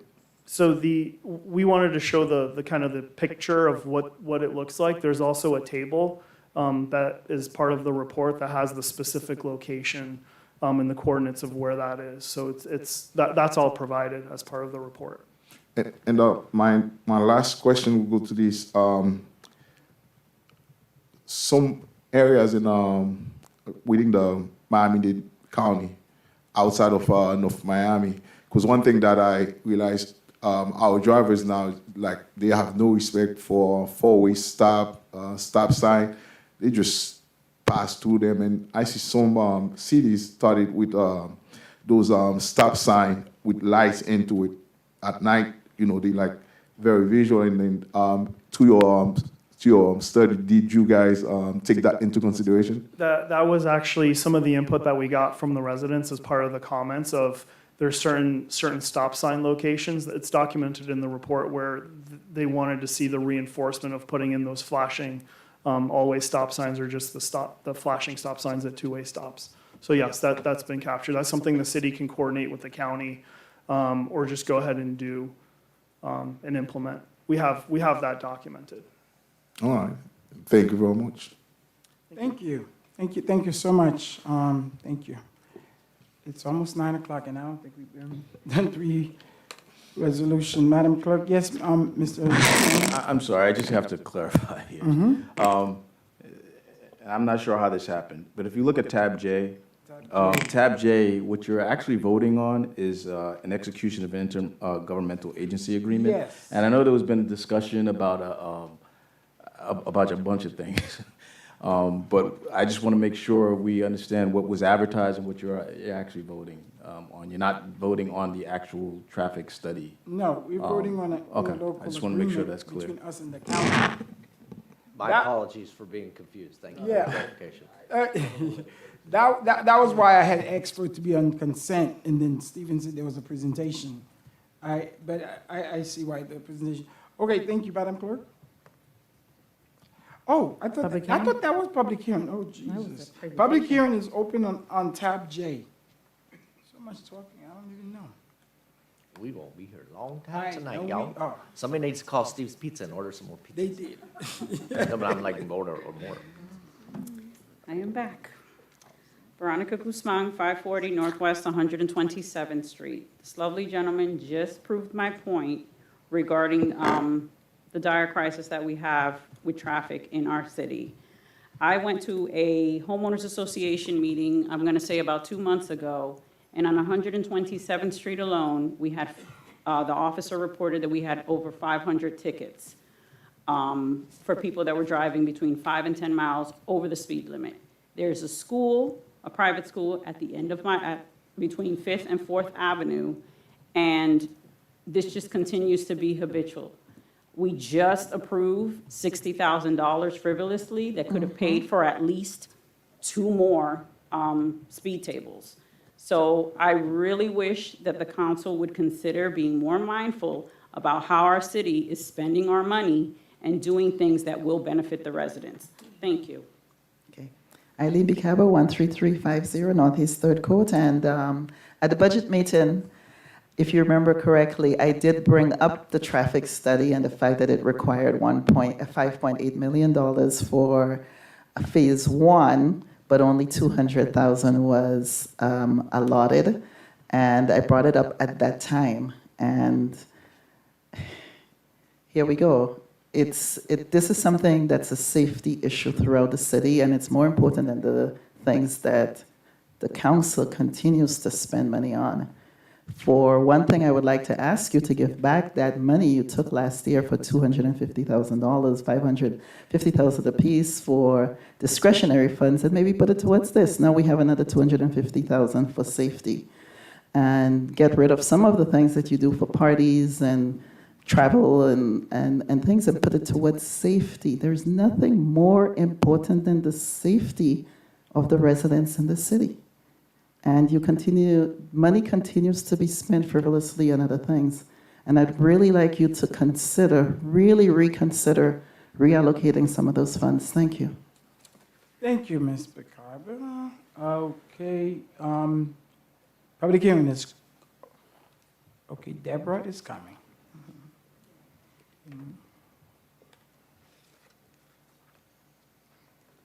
Hi, hello. How are you? Deborah Davies, 1165 Northeast 127th Street. I didn't even realize this was on the agenda tonight, but I just want to second what everybody else said. I also spoke up at the budget hearings. I think I was at Councilwoman Mary's first budget hearings, and, was asking, why is this so small? Once we've gone through this whole study, we're spending so much money on these Kimley-Horn studies. The time and the effort of the residents who went out to all these meetings, everybody who took care, who went online and did this study, and now there's no money in the budget for this. It's ridiculous. I mean, $5.8 million for the first phase. We need to get some matching funds for this, and we don't even have the money in the budget to match those funds if we did get them. So I'm asking you, council people, what was your idea with only funding this for $200,000? What's the point of doing the study? And it really, really frustrates all the residents, and it just gets everybody really angry because people are dying on our streets. Northeast 12th Avenue and 127th Street, at least 2 people have died on that corner. I mean, this is really serious. And I want to tell you, I'm telling you, that the people who vote for you are really upset about this. So I hope you just think about this before you go and fund these studies, and then just don't put any teeth behind it. So thank you very much. Thank you so much. Yes. Claudia Pasmino, 13504 Northeast 23rd Place. I believe it's 125th Street in front of Copper Bridge. There's always an accident going on there. I think there's one that happened this past weekend. So let's prevent somebody losing their life. Let's prevent somebody from having their loved one pass away or get severely handicapped or something. So I know you just made a face, but yes, because accidents happen and people get hurt. Again, this is somebody's loved one, and Deborah did bring up a point. Accident, let's prevent. Some of you are teachers, And there's a progress report, right, to see how the kids are doing or if they're going to fail. So there's a lot of accidents going on. So let's prevent somebody from actually losing their lives, somebody going through mourning. So please pay more attention to traffic. I got you. Thank you so very much. Move for approval. Mayor, I just Yes. wanted to, because I know I asked the manager a question, and I just want to ask, well, mention it publicly. We do have the CRA. My question was, could the CRA fund some of the bills for this traffic calming devices within the CRA area? And I know you serve in both capacity, Madam Manager and CRA Director. It's not noted on the CRA's budget, but if it's due of the CRA board, we could look at something of that nature if we could identify the funds. And the reason why I'm bringing that up is because the CRA does have more room for growth, and they do have additional funds after we got the loan. And another thing, just to kind of put on record as well, like I think we had about $29 million that was reallocated after the end of the previous, this fiscal year that's getting ready to be ended. So throughout the fiscal year, we can make budget adjustments. And that is something that we can, I'll be addressing with you, Madam Manager, to see where we can find an additional 500 to maybe even $1 million to ensure that we put in that pot. So it's not something that is a done deal. Our budget was $214 million, and I'm sure we can find additional funds to fund something this important. Second. Thank you, Councilwoman. I think it's been moved in second. I have a motion made by Councilman Charles to approve the item at tab J. The motion was seconded by Vice Mayor Estimate Irvin. All in favor? Aye. Any opposed? Item passes with a 5-0 vote. Tab L, a proposed resolution of the Mayor and City Council of the City of North Miami, Florida, authorizing the interim city manager to execute a third amendment to the ground lease agreement between the City of North Miami and TRNM Holdings, LLC, to provide for the extension of the approval period and rent commencement date for the city-owned property located at 1810 Northeast 146th Street, specifically identified with folio number 06-2221-006-0010 and 06-2221-006-0020, providing for an effective date and all other purposes, tab L. Thank you so much. Yes, Just sir? real quick, Mayor and Council, as you know, over the last council meeting and the CRA meetings, we've had a couple of items regarding the ground lease. This item is basically we have to amend the lease based on some of the items that you voted for in the last two meetings.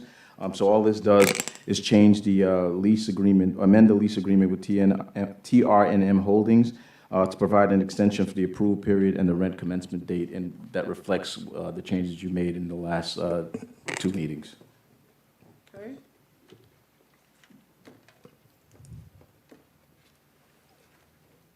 Is there, that's it, right? There's no presentation? No, and the only thing, other thing I have to add is that this is a condition precedent for us to purchase the Scott Calvin Center. Thank you so very much. Can I hear a motion? So moved. Second. Well, public hearing is open on the item. Public hearing is closed. I have a motion made by Councilman Galvin to approve the item at tab L. The motion was seconded by Councilman Charles. All in favor? Aye. Any opposed? Item passes with a 5-0 vote. Tab M, a proposed resolution of the Mayor and City Council of the City of North Miami, Florida, ratifying the interim city manager's emergency procurement and authorizing the issuance of a purchase order to Computers at Work, Inc., doing business as Vitecchio, in an amount not to exceed $121,864.73 for the emergency purchase of new firewall/VPN solutions in response to the city's cyber incident, providing for an effective date and all other purposes, tab N. Thank you so very much. Yes, sir. Piggyback? Yes. So once again, for the record, Alberto Estrada, Purchasing Director, through the manager. So this is an item that simply is ratifying some of the purchases that were made in response to the cyber incident that the city was recently facing. And in particular, these were purchases that were carried out through the IT department. And so again, this is a ratification by council, which is required by the city's procurement code. Move for approval. Public hearing is open on the item.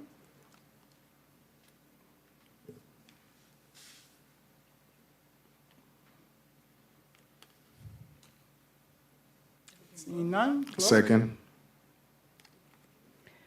I have a motion made by Vice Mayor Estimate Irvin to approve the item at tab M. The motion was seconded by Councilman Charles. All in favor? Aye. Any opposed? The item passes with a 5-0 vote. Tab N, a proposed resolution of the mayor and city council of the city of North Miami, Florida, authorizing the interim city manager and city attorney to negotiate and execute an agreement between the city of North Miami and Angel Sense, Inc. for the provision of Angel Sense GPS tracking devices and associated locative technology for a term of 3 years in an amount not to exceed $150,000, waiving competitive bidding in accordance with Section 7-120, parentheses capital B of the North Miami Code of Ordinances, providing for an effective date and all other purposes, tab N. Thank you so very much. Is there any presentation? I mean, I don't think so. Public hearing is open on the item. Seeing none, public hearing is closed. So move. Seconded. I have a motion made by Councilman Charles to approve the item at tab N. The motion was seconded by Vice Mayor Estimate Irvin. All in favor? Aye. Any opposed? Item passes with a 5-0 vote.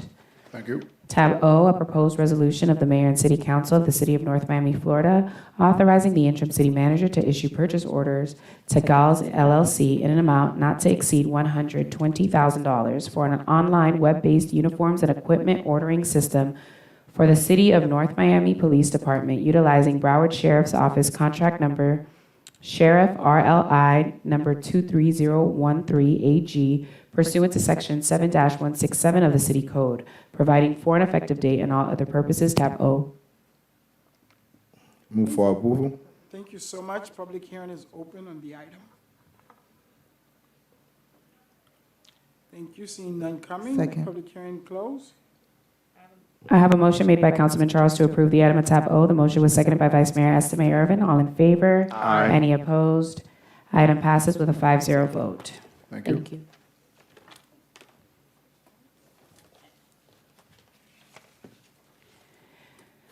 Please be advised that the following items on the agenda are quasi-judicial in nature. If you wish to speak, Tab S, S. Which one is that one? the mocha tree. Mocha Plaza. The Mocha Plaza. Yeah, for the palm trees. Yeah, I thought Ms. Debbie said she wanted some trees. I'm sorry. Yeah, but she didn't want palm trees. sorry about that, I switched up my binder. Tab S, a proposed resolution of the mayor and city council of the city of North Miami, Florida, authorizing the interim city manager to issue purchase orders to Groundworks of Palm Beach County, Inc. in an amount not to exceed $77,180 for the removal and replacement of 8 palm trees at the Museum of Contemporary Art, Mocha Plaza, waiving competitive bidding in accordance with Section 7-120, parentheses capital B of the North Miami Code of Ordinances, providing for an effective date and all other purposes, tab S. Thank you. You have no presentation for this, right? I It's just have some one question, trees. yeah. Because I know we said that there was lightning that struck the original palm trees, and that's why we had to cut them all down. By replacing them, are we opening ourselves to the same thing? Or, like, did we have like an arborist go through and ensure that we can replant palm trees again? Yes, through the manager, yes, Councilwoman.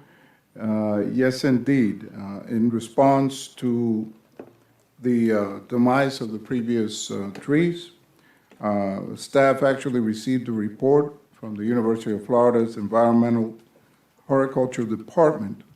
And the department actually recommended that the solution that we are proposing now, replacing the damaged trees with a species which is better suited to these hardscape conditions.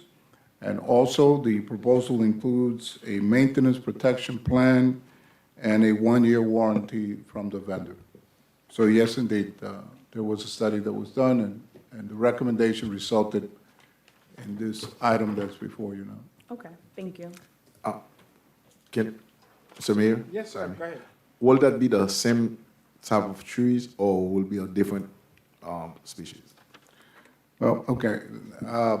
We do have, we do have here the representatives from the vendor, from Groundworks. I believe that the principals are here, and the gentleman can speak a little bit more as to the actual type and species of trees, palm trees, that will be planted. Mr. Mayor, council members, staff, everybody else. I'm George Nottingham with Groundworks of Palm Beach County, Inc. We specialize in the palms that were previously planted out there, and that, I don't know if y'all noticed, but the palms that are planted in the grass areas have always done very well. There were a whole multitude of issues that range from environmental issues to some of the maintenance practices, to the changing of the hardscape and the elimination of some of the ground space around the palms. When some of that work was done, the primary root systems of those palms were cut.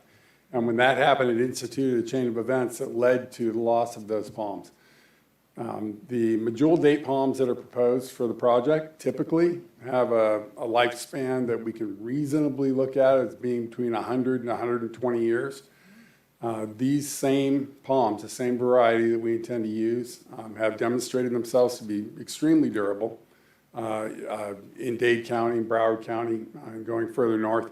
It's also a variety of palm that once established on site, even if we get a hurricane that completely destroys the tops of the palms with some fairly simple maintenance, they'll regenerate and grow on new canopies.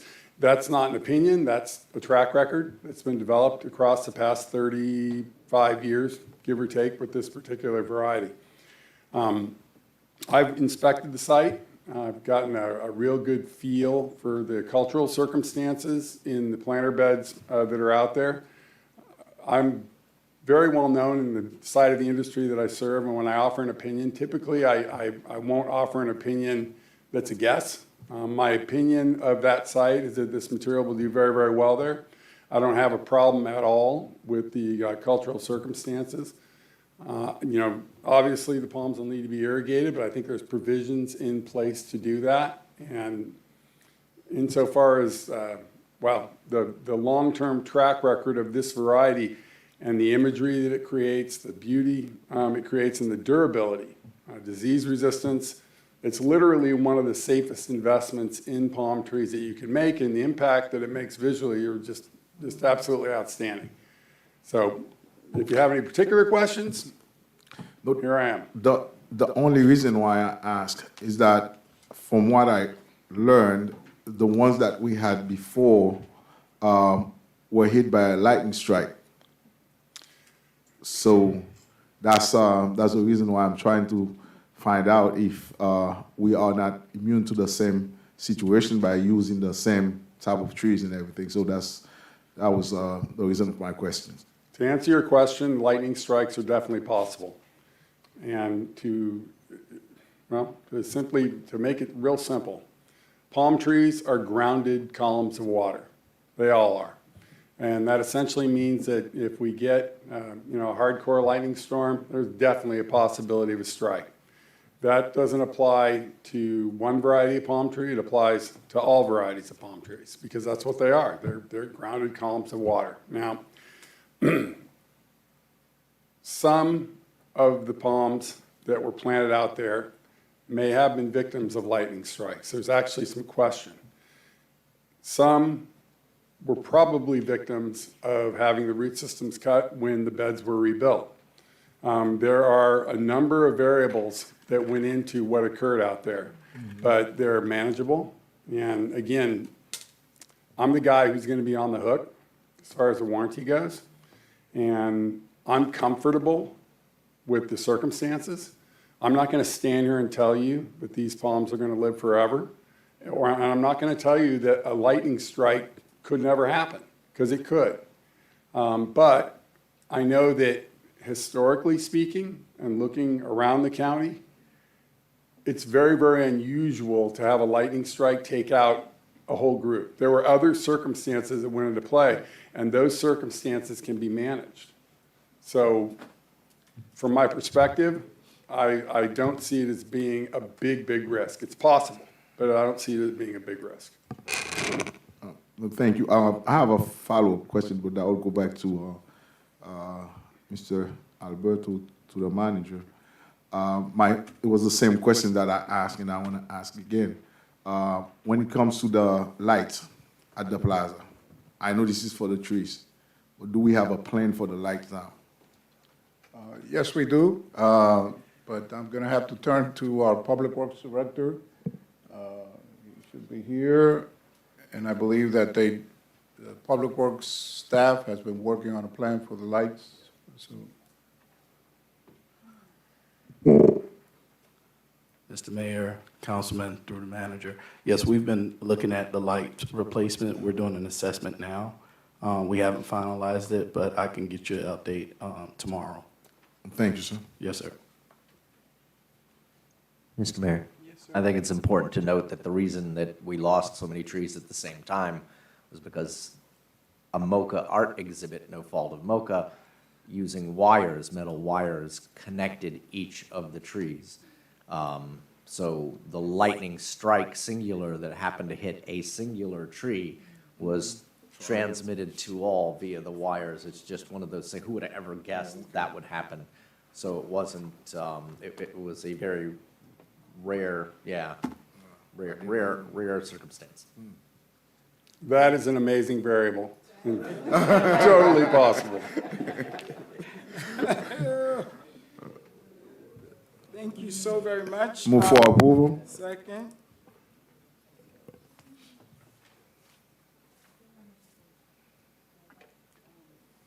The public hearing was open, right? So much stuff going on. Public hearing is open, just in case. I don't think you count. Kevin Byrne is coming.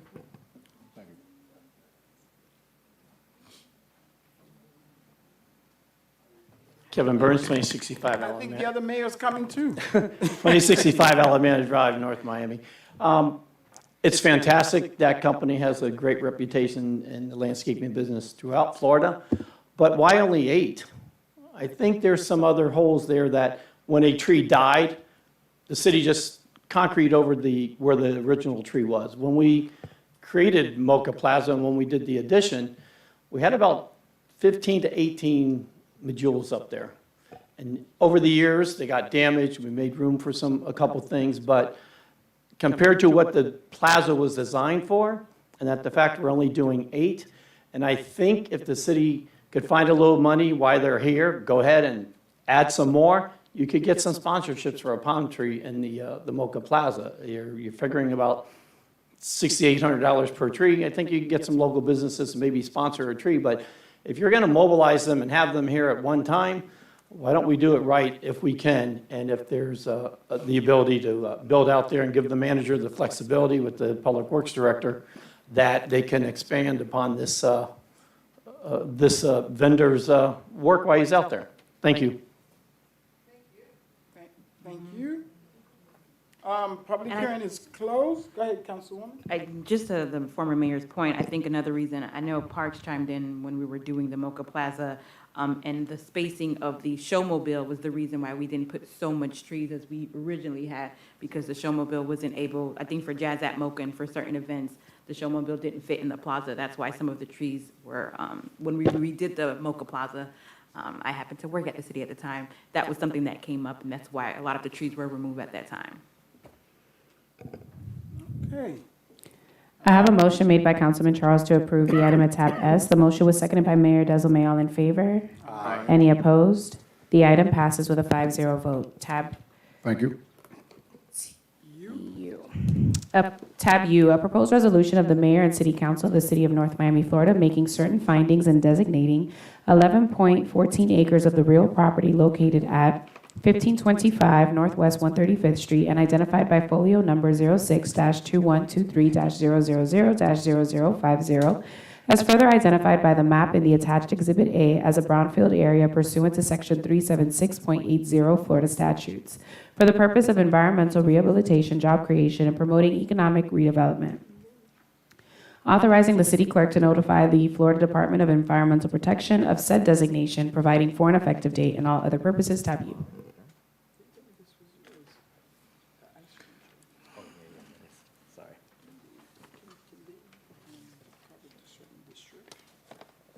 My apologies, Mr. Mayor. The the PowerPoint doesn't seem to come up. May I have IT come forward and help me, please?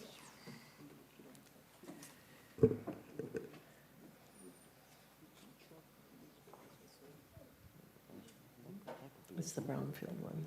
I'm trying to get it and it won't, see? Brownfield, yeah. Thank you, good sir. Much appreciated. Debbie, I think there was a presentation that was done before. It was, sir. And so I was going to ask you, do you remember from the last meeting? Okay. You remember. You can just tell us. This is the second public hearing for the resolution for the designation of the brownfield for the Claude Pepper Park. And once you approve it, the next stage is they will go to Miami-Dade County and will notify both Miami-Dade County as well as the Department of Environmental Protection, and they will continue on with their mitigation and restoration work out there. And then the next phase will be the actual construction of the project that you all have previously approved.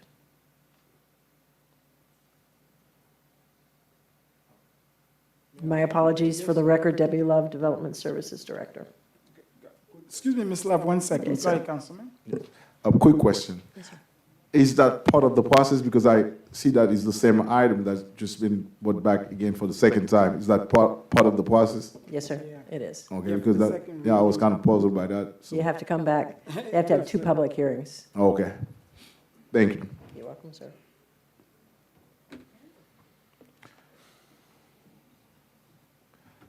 Move for approval? Second. Oh, are you done, Debbie? No. I like that. Public hearing is open on the item. We'll do that.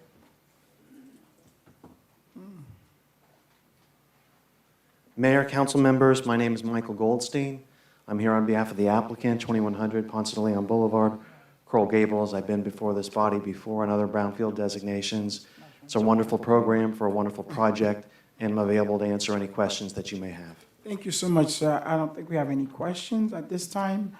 Public hearing is closed. I have a motion made by Councilman Charles to approve the item at tab U. The motion was seconded by Councilman Galvin. All in favor? Aye. Any opposed? Item passes with a 5-0 vote. Thank you. Thank you, sir.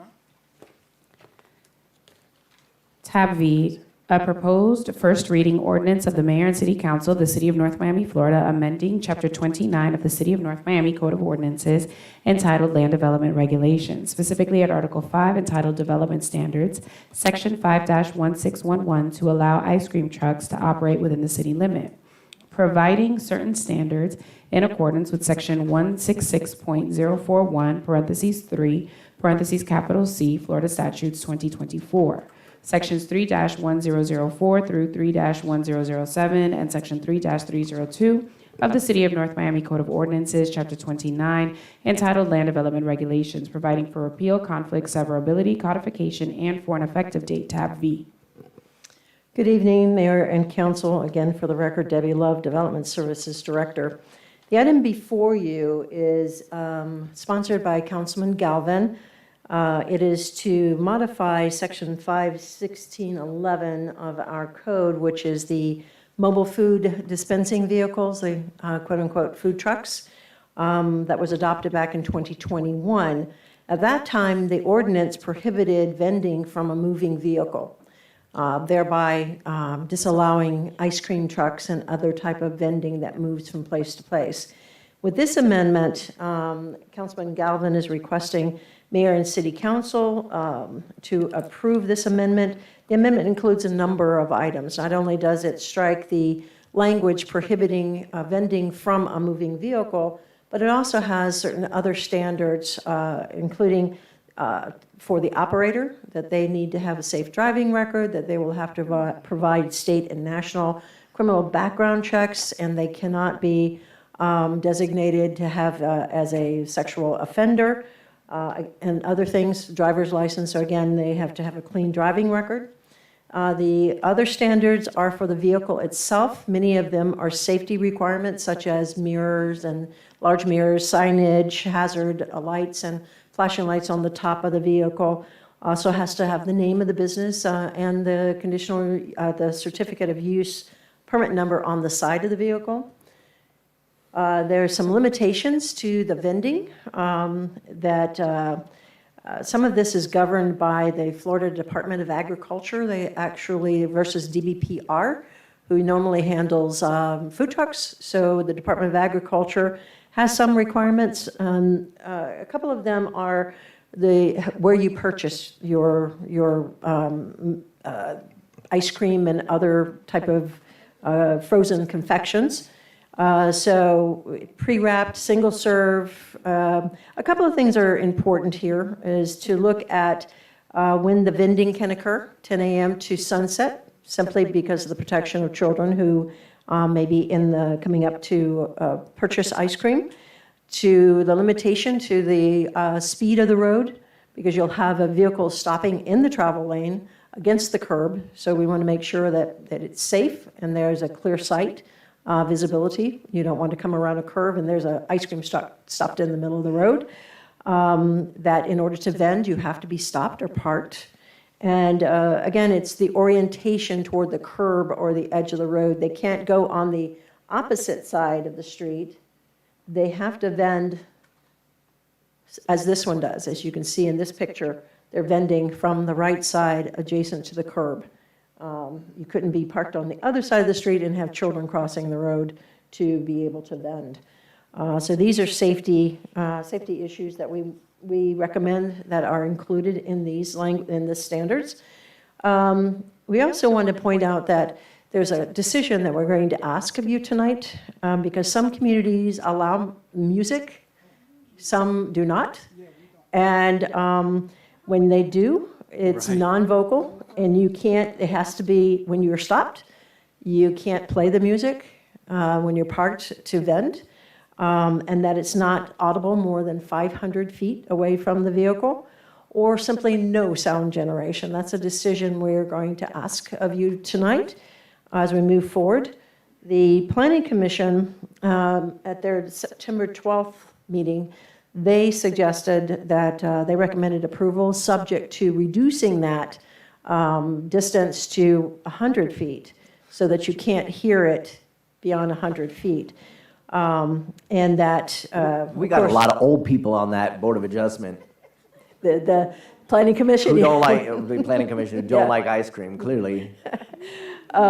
So the other recommendation they have is already in there. No sugar allowed in the ice cream either. They are actually say that our recommendation is if you do decide to go with the sound, is that you don't let them sit there while they're vending and play the music. That's our recommendation. That's also Planning Commission's recommendation. So the second reading is proposed for the October 9th for second reading, and then it would become effective 10 days after that. We do ask to get your approval. Staff does recommend approval, subject to these conditions that we have in there. And we do ask you to let us know your preference on the sound generation. Mr. And Mayor. with that, that's the end of my Thank you. presentation. Thank you for that presentation. Obviously, ice cream trucks been driving up and down streets in North Miami since before I was born. That was a long time ago. This just sort of puts some parameters in place. So we're not allowing something that isn't already happening. We're just putting some parameters in place. I'm okay if the truck doesn't play music while it's stopped. But other than that, this is like tree houses, kids should be allowed to get a little ice cream, and maybe some of us older kids get a little ice cream from the truck when it comes by. So I'd hope that the council would approve this with the parameter of not playing music when it is at a stop while it's serving people. Yes, and as much as I love you, Councilman Galvin, I got some calls about this resolution, and I really didn't know much about it when it was, and I was on the council when this must have came up. So the residents who called me, so the concern that they had, and I asked, because I was wondering why I never heard ice cream truck. I just never heard it. So it never really. Because they're paid not, they're attention. up and down the streets already. No. The reality of it is, Well- they're up and down the streets. That's how this Well, came no, forward. well, let me tell you, maybe in your area, but let me tell you what happened. So if they are in our district, what they do, the residents will call the cops. So the cops will come and the cops will put them out. So what happened was, I learned many years ago that a little kid got hurt, whatever the case is. And I think you made a well point in terms of the Uber driver. I don't have any way of saying it, either way. As a school teacher, I understand with the ice cream truck, this may work very well in District 1 and in District 2. I think we have to be careful when we looked at certain districts, and I think it worked pretty well because there is a rabbit hole if we open it up a little bit more. And if you kind of hear me a little bit, Councilman Galvin, on this, there was a resolution maybe 2 years ago with the food truck. Debbie, if you, I don't think you were here, about the food truck situation. Car washes, though, right? You remember? Well, we end up putting it in the car wash. There was some things that we did to condition that, and I think maybe with the ice cream truck, we can do something like that, grandfather in, or possibly do something that could, if we want to satisfy it, to do something. What we found out with the food truck, we, as a council, figured out, we know what kind of communities that we have, and we said, if we started doing this, we know the intent, and we know They're what. already doing it, though, Mr. Mayor. Please. Who's doing it? You saying the Ice cream vendors are already Well, selling they doing ice it, cream. but on it's the street. illegal. So if they're doing it, they're Right now doing it's something not. illegal. Right now, it's, right. Oh, it's So- not illegal? It's May not? I say? So here's the thing. Ice cream trucks are already selling ice cream on the streets. It's not Le- legal. It's Oh, it's not, not? we're not overseeing it. It is, but it's happening. It's like Oh, I saying thought they people couldn't do it. selling fireworks. You know No, what I mean? wait, Like, so I'm just trying to find out, Mr. Attorney, can they? I thought they couldn't. No, it prohibits it in That's- the ordinance. That's what I thought, yeah. Vending from a moving But they're vehicle. still, That's what I- they're still doing it. Well, In that's the a case different of, story. I'm not suggesting that mobile food trucks start selling food up and down Well, that's what's streets. gonna and things happen. like- No, This no, is no, no, no. only specific to ice cream trucks. But This is here- just ice cream trucks. Here is the concern that I have. Well, first of all, Councilman Galvin, if you would allow, if it's possible, that can be tabled, so I can have a deeper conversation. 'cause I'm I not here understand- much longer, honestly. I'd like an Well, up and let me down tell vote. you- If we can't No vote on problem. ice cream trucks No. tonight, let's just vote it No, down. Well, let me tell you what my concern is. My concern is that you're selling ice cream truck, and the concern about people selling drugs to our kids, or trying to, them, some of the concerns. Nobody's that- selling drugs. That's on the, that's, selling of That has drugs is been- on the ballot in November. And we get That's to not vote what on the- whether or those are not medicinal those are not marijuana. the only- No, Right, but I understand what you're it's- saying, but it's ice you cream, think, I y'all. understand that, but there, and I like the sexual predator part. I like that it covers that if you are a sexual predator and you can't have a license for that. But I'm really concerned about I'm concerned about that. I grew up on ice cream truck. I love that. I remember I remember that music. But again, that's why I wanted some time to just go over it to see if we can put some teeth on it or So understand how about we it or approve it whatever. for a 6-month review and we bring it back in 6 months? I'll be gone anyway. Bring it back, and if there's drug addicted, crazy people selling ice cream out of the trucks, then we rescind it. I just have one question. Well, I just Bring it back wanted, in 6 months. so about the music, and only because, like, the ice cream truck lady is my homie. But, because, they do come down on my district, and me and my nieces, we do go out on Saturdays and order our ice cream. But the thing about the music is that when it stops, normally you're running after ice cream, right? And if you don't hear the music, it means that the ice cream truck is gone. But if you hear the music, you know that it's still there stationary. So only as an avid ice cream truck utilizer, although I'm utilizing it illegally, I'm a violator here, people. I think, Galvin, I don't think the music should be completely stopped. Maybe it needs to be lowered, I don't know, at a certain decimal, only because as someone who does go out, like if I don't hear the music, I'm not going out anymore because I thought the ice cream truck had already passed. So that's just my point for keeping the music on, but I'm in support of the item, and I'll motion it. I'm cool with ice cream rocking and rolling 24/7. I was trying to meet everybody halfway since I heard that there might be some blowback. But it's just, you know. It's ice cream, people. Ice cream. If I may, I think I think for the ice cream, and it is something that I love, especially now with the amount of heat that we get over the summer. But the only thing I would add to that, if we're going to do that, should not be stopping on our main road. Let's say 125th. No, they can't. There should be no stop there. Northeast 6th Ave, Northwest 7th Avenue. But if it is like inside, Well, that's one of the reasons why you have a speed limit limitation of a road. They cannot be traveling along the road, vending along the road. They can travel. Yeah. But vending, it's 30 mile an hour less roads, Okay. simply because that has been, So, Yeah, it's in the neighborhood because the bigger quarters, there's no houses, the kids are not there. They after the kids, so they know So, they're coming. are we going to have ice cream? No, no, I will mean- buy ice cream for everybody. Councilman, you said 6 months. Can we put some parameter around? I mean, I'm not in favor of it. How about this? 6 months review with reduced sound upon stoppage.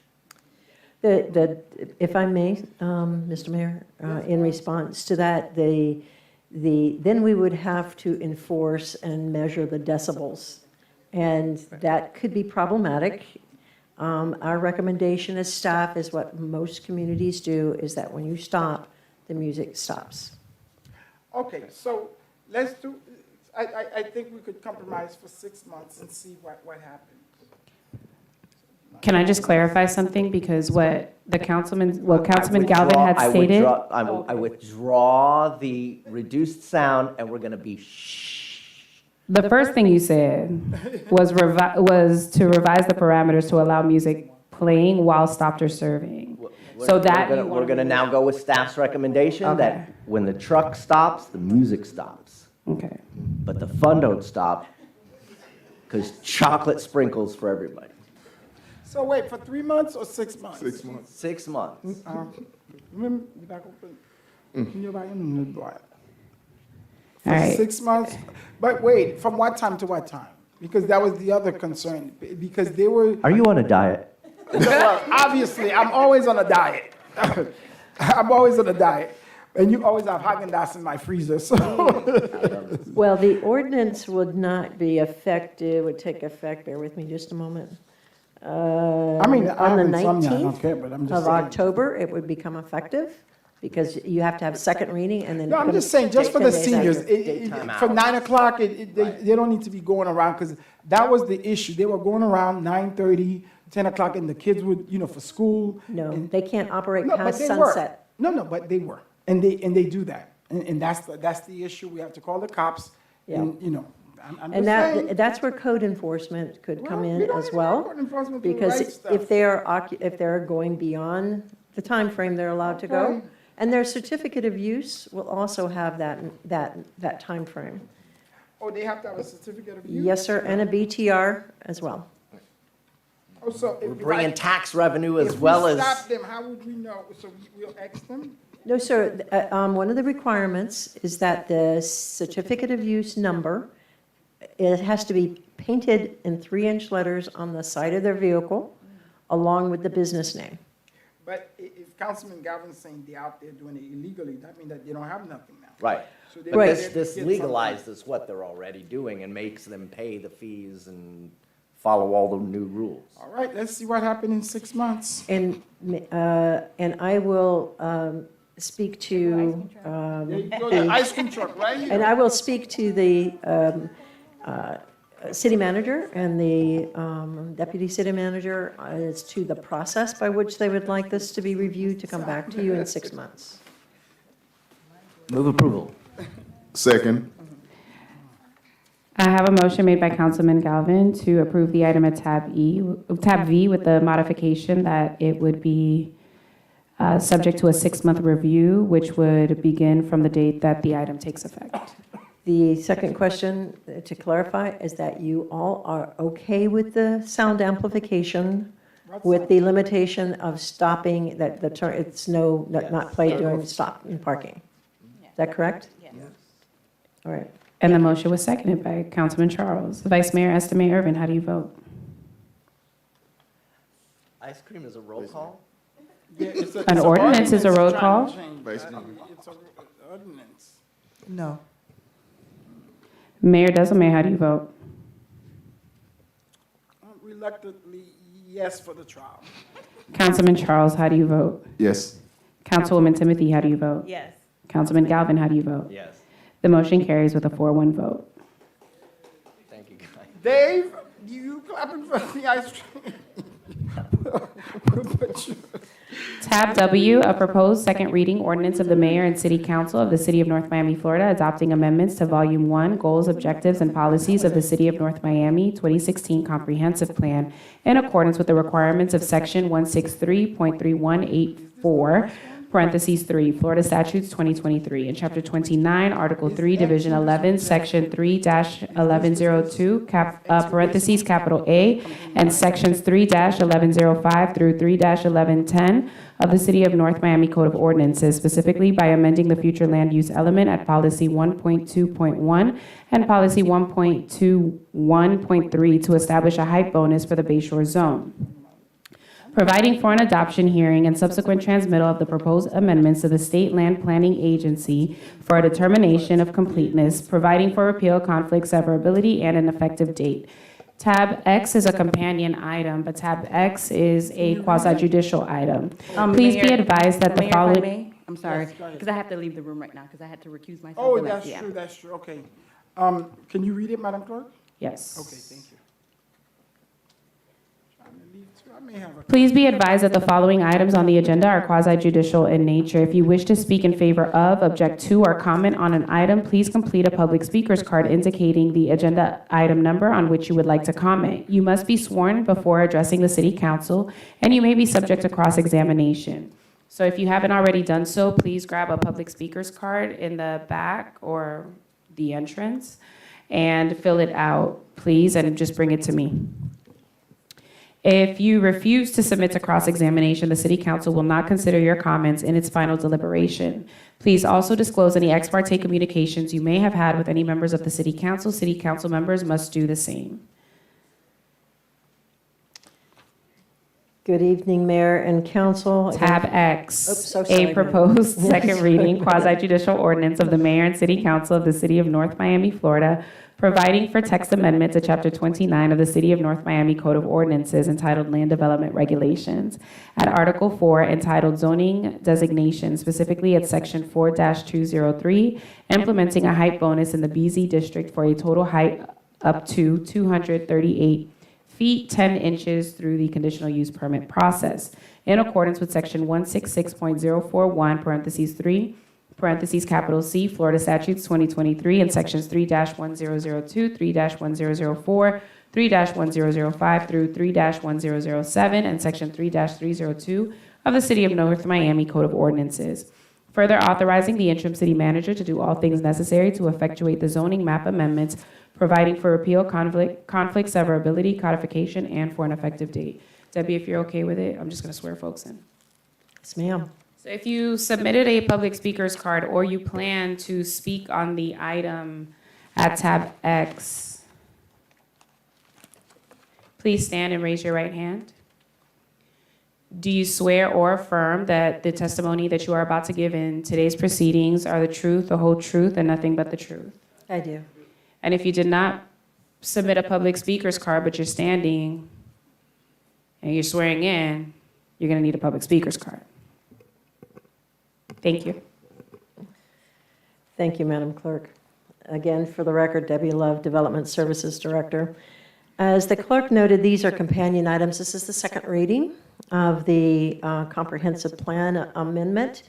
As you all recall, this went before you earlier and for first reading, and then you all agreed to allow it to move forward. It was transmitted, the comprehensive plan amendment was transmitted to the state of Florida. It went through, it was also transmitted to other agencies as required by Florida statute. We received no comments back from the state on this. As you recall, this particular policy change allows for the height to be amended from the current 115 feet up to the 238 10 inches through a conditional use permit. That conditional use permit has certain requirements associated with that. If you're going to proffer the and request this, there are certain conditions, including providing public access to Biscayne Bay. It is limited, by the way, to this area that you see on the slide. Contribution to a local park to enhance the access to the bay, and a community benefit package that is acceptable and approved by City Council. The objective 1.21 was modified as well because it also addresses the height limitation of 115 feet. So that same language is proffered into objective 1.21. Again, as I said, the state and the agencies that received this particular comprehensive plan text amendment provided no comment. And again, this goes along with the LDR amendment. We have to amend certain sections of the LDRs to allow that type of process within the BZ zone. And for example, section 4203, this is a footnote in the tables that talk about the permitted height and the subsequent requirements as noted before. One of the items in here is already a requirement by our code as far as the green building. So that is currently a requirement. The rest are proffered in addition over and above what is already required in our code. So we do have to retransmit this if you all adopt it on second reading. The comprehensive plan text amendment will have to be retransmitted to the state, which is why the title said for a finding of completeness. They will make sure that any comments that were provided, which were no comments, were addressed. So we expect this to be a fairly smooth response back from the state, assuming you all approve it at second reading. With that, that is the end of my presentation. The applicant attorney is here, and they do have a presentation for you, sir. Thank you, Mayor, Vice Mayor, members of the council.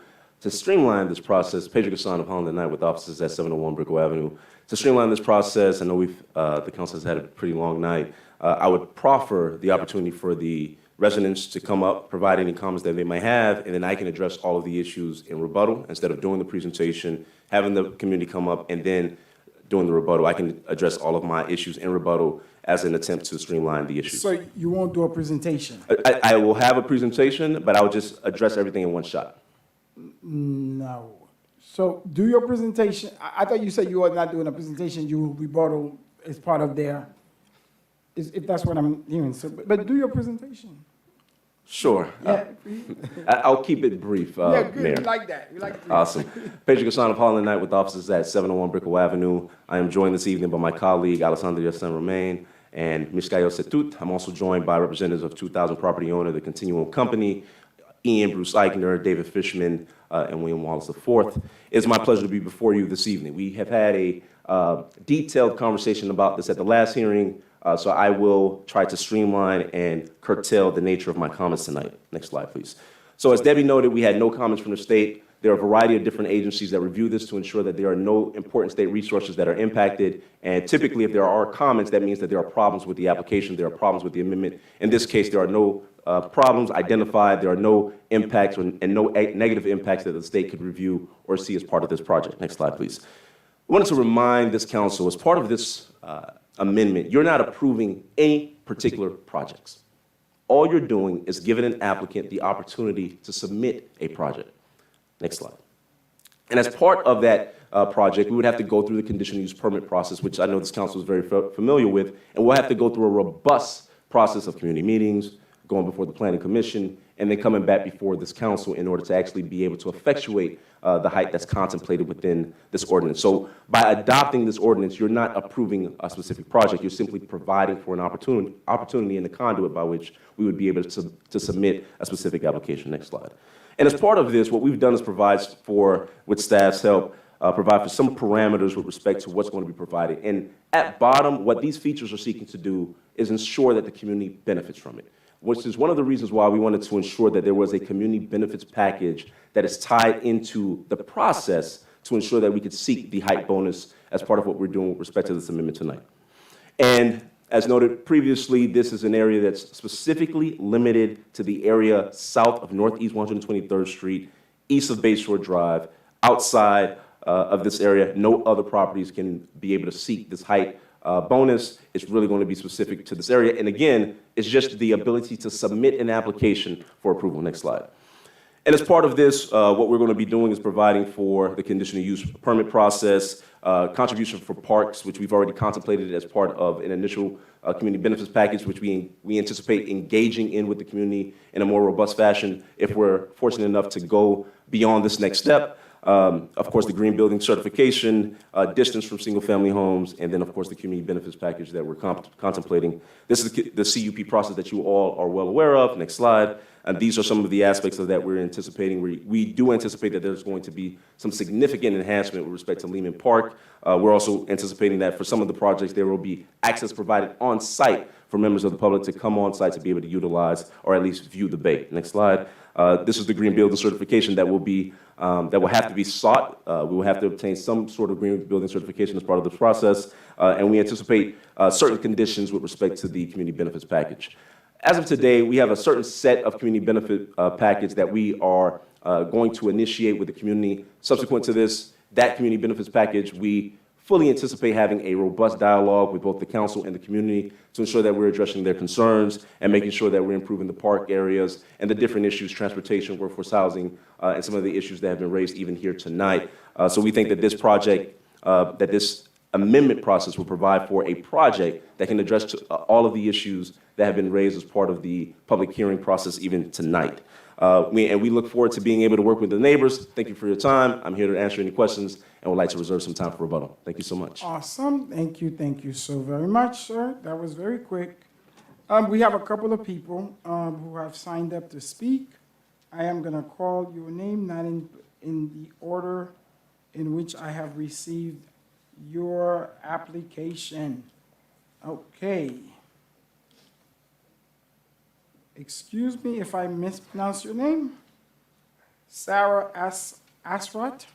I'm sorry. I'm Sarah. It's perfect. Followed by Ms. Deborah Davies. Yes, so my name is Sarah Azeraf, and I live 1950 Northeast 118 Road. So I'm part of the Saint-Souci community, so this project is literally in our backyard. We welcome the project, and we look forward with speaking with Pedro about the benefit package. Thank you. Thank you.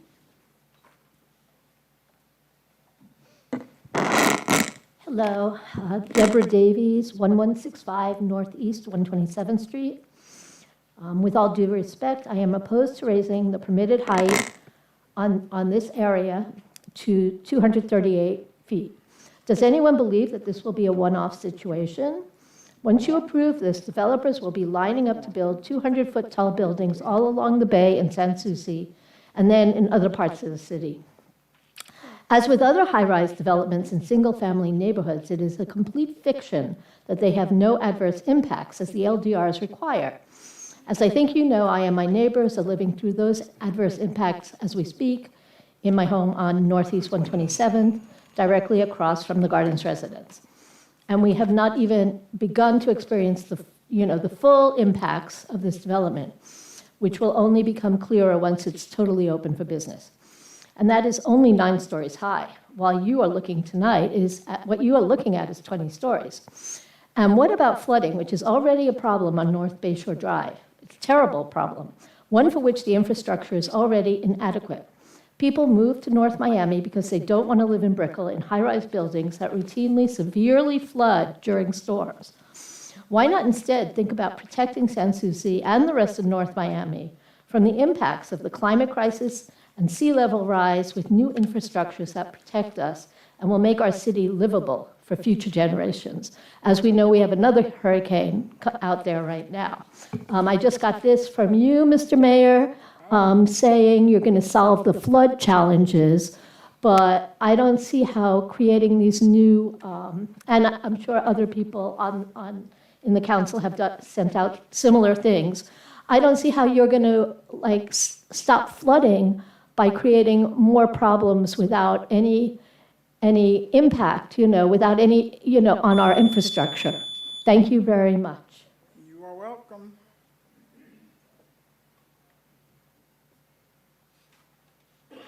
Oh, she caught me off guard on that one.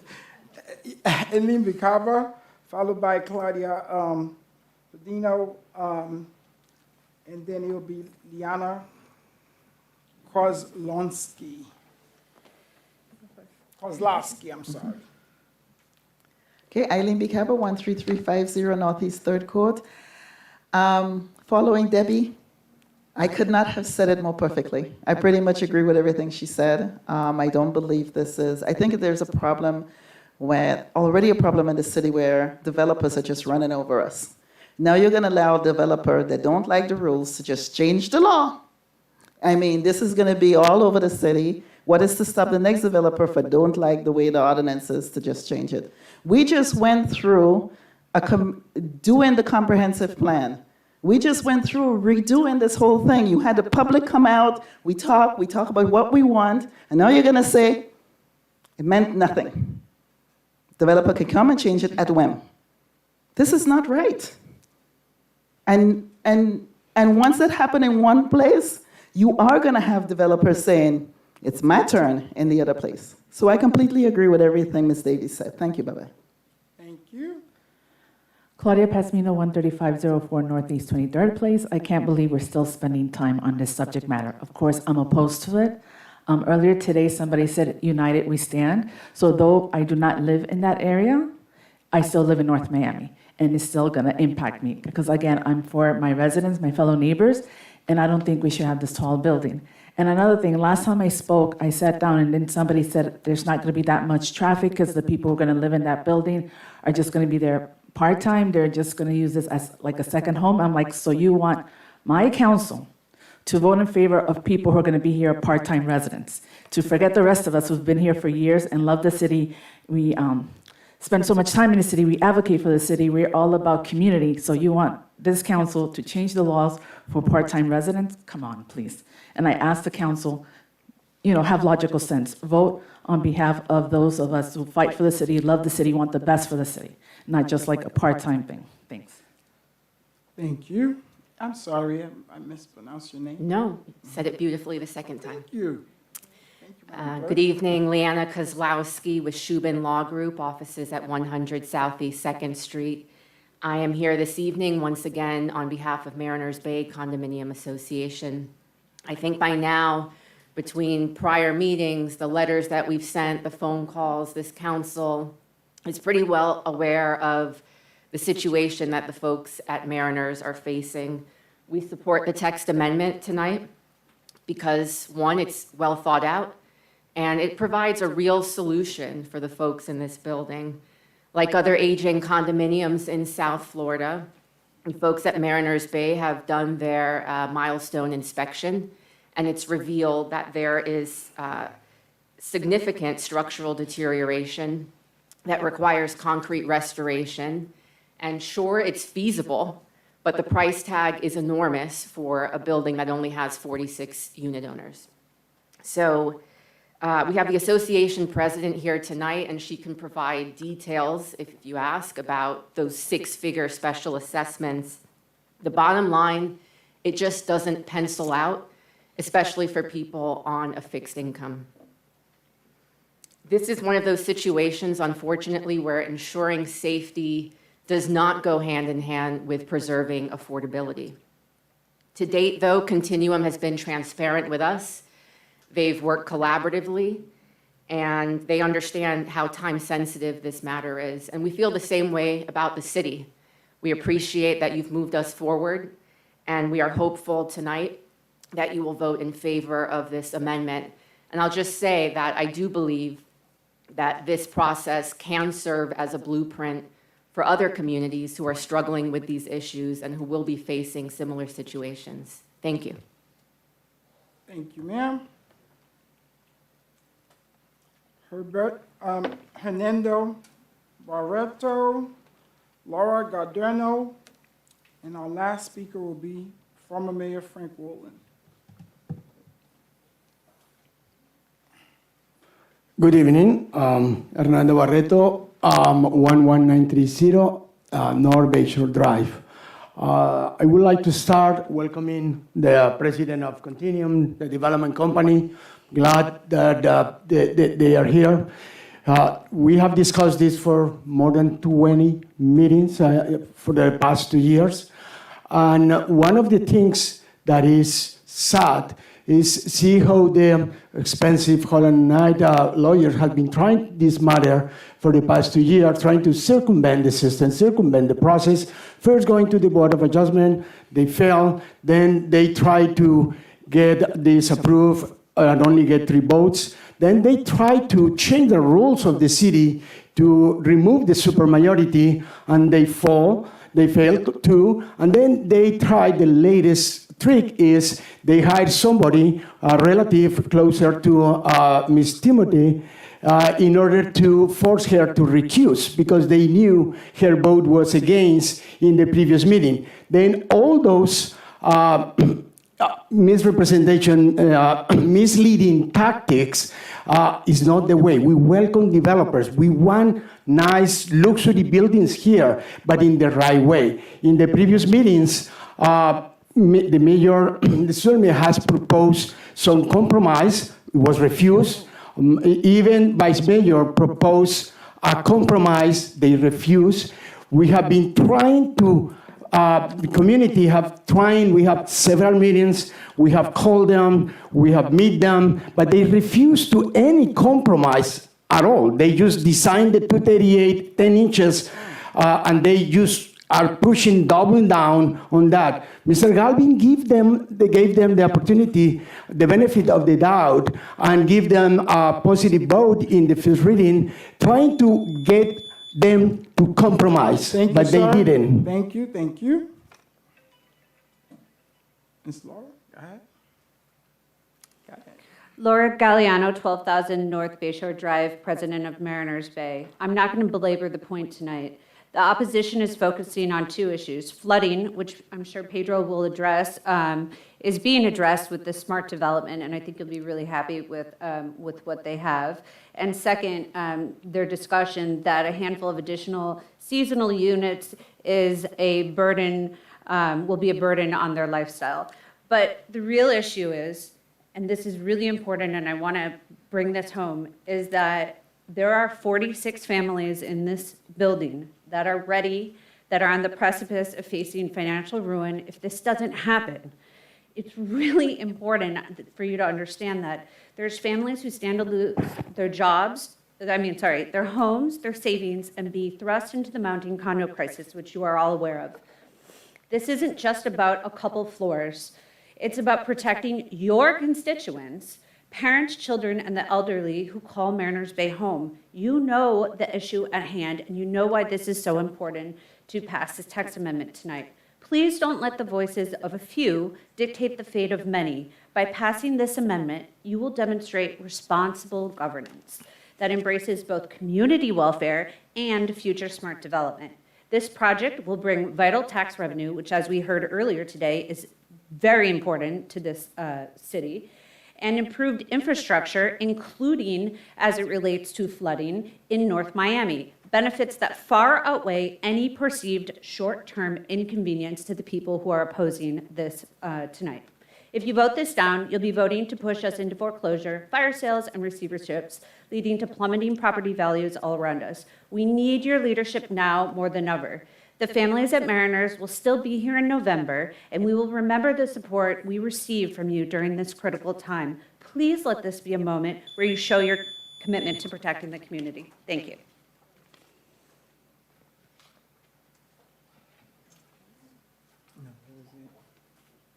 I think Roland is last. I think that was the last one, Roland.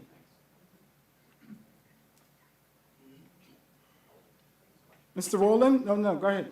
Frank, Mayor, who is this? What is that? Oh. Oh, Max? Go ahead, sir. Mayor, Yes. Council, my name is Frank Woland. I'm an attorney. I represent DMZ 305. I'm a North Miami resident.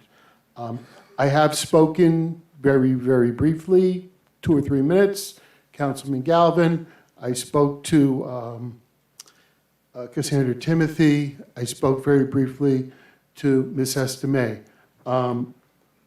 I'd like, Mayor, if you don't mind, I think there are 2 separate items and the 2 ordinances are different.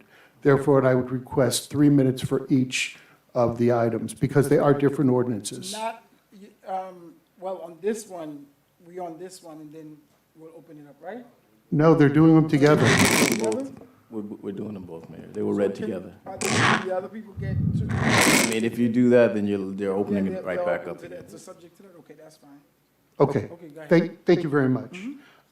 First of all, I want to say this is a good project, and I support the ordinance. I think it is a good ordinance. It's a great idea that you are doubling the size. If I was sitting there, I would go for 300 feet. I think this is the most valuable property in the city, and it can really boost the taxes, and there's no reason not to. The idea that in exchange for the height bonus, the residents receive benefits, that's also a good idea. Everyone wins. The developer wins, and the residents win. It's a good project. It needs to happen.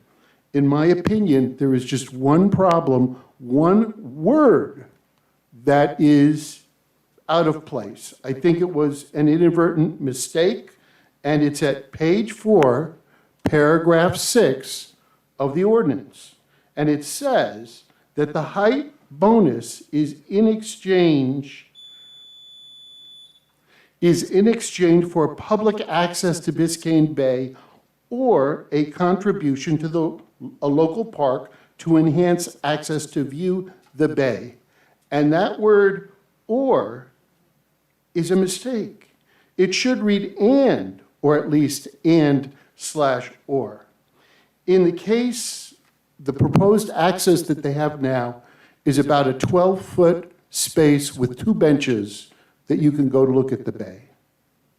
We can do better. The plan for the property has a 25-foot wide private promenade, in other words, a bay walk. It extends almost the whole 600 feet of the property. In my opinion, that bay walk should extend all the way to North Bayshore Drive. It's a win for the residents of the building. They get to go use and enjoy the park and the dog walk, and they don't have to go into the street to do it. It's a benefit for all the people in the city who are using the park, who can walk down the bay walk, enjoy the bay, enjoy the water and the boats and the wind in their faces. It's a win-win, okay? So it should extend, if our city is going to have the kind of quality that other cities have, where they have bay walks and they trade development rights for access to the bay. It's in the Shoreline Review Ordinance. It's something that's easy to do, and it makes it a pedestrian-friendly residential community that invites the public to have access to and enjoy the waterfront. Everyone can win here. Please do something positive, not just for the people who live here, but for the people who live all around the city. The second ordinance is the same, and you can change it very easily by changing "or" to "and" at page 4. Thank you all so much. Thank you. Yes, how are you? Thank you very much. Max Carney, 12,000 North Bayshore Drive, Unit 306. I don't want to belabor the points that have already been raised. I want to point this out as someone who lives in the community and candidly would never move far away from Steve's Pizza. I think, I look at, some of the comments that were brought up today, and, You know, there's a lady on our street, and I know some of my neighbors know who, she drives 60 miles an hour in a white Lincoln Navigator through that street every day. I look at what this money could do for safety on the streets across the city, and I also think in terms of someone who is a resident here for a reason, because they love the community, and looking at what any developer could do, right? I look specifically to the Continuum Company and the type of product that they build that has staying power within the community. If you look at the developments they've built in South Florida, particularly in South Beach, you'll see that 20+ years after development, it's still one of the most revered addresses in Miami Beach. So again, I think there's so many reasons to try to push this forward, and I appreciate the consideration. Thank you so much, sir. Yes, you have your 2 minutes. 1 second, Thank you. Pedro. I will take this additional time to reinforce 2 points. The issue about the supermajority was set in the city ordinance for a reason. This is a really big policy change because it has been mentioned before. If a text amendment can pass in that way against the community that it has been opposing for a very long time, then anyone can propose any change text amendment and destroy the comprehensive plan and LDRs that we have built. We have proposed some compromise over and over, and the developer has refused. I will urge the council tonight to deny that text amendment or propose a motion to be 169 feet as the same height of Mallorca, which is in several meetings we have already mentioned. And if there is still not clarity on the, or no decision, this should be postponed after the election, because this is changing completely the regulations for the city. Then this item should be postponed. But in any case, supermajority has to happen, even if there is one member of the council. 4 votes could be required in order to pass this, even if there is one member of the council that is not here. Otherwise, a meeting of 3 people with 2 people that are sick could pass text amendments if 2 of them vote yes. Then that was not the intention for the establishment of the supermajority. Then it's very important. We urge again council members to deny. Thank you so much.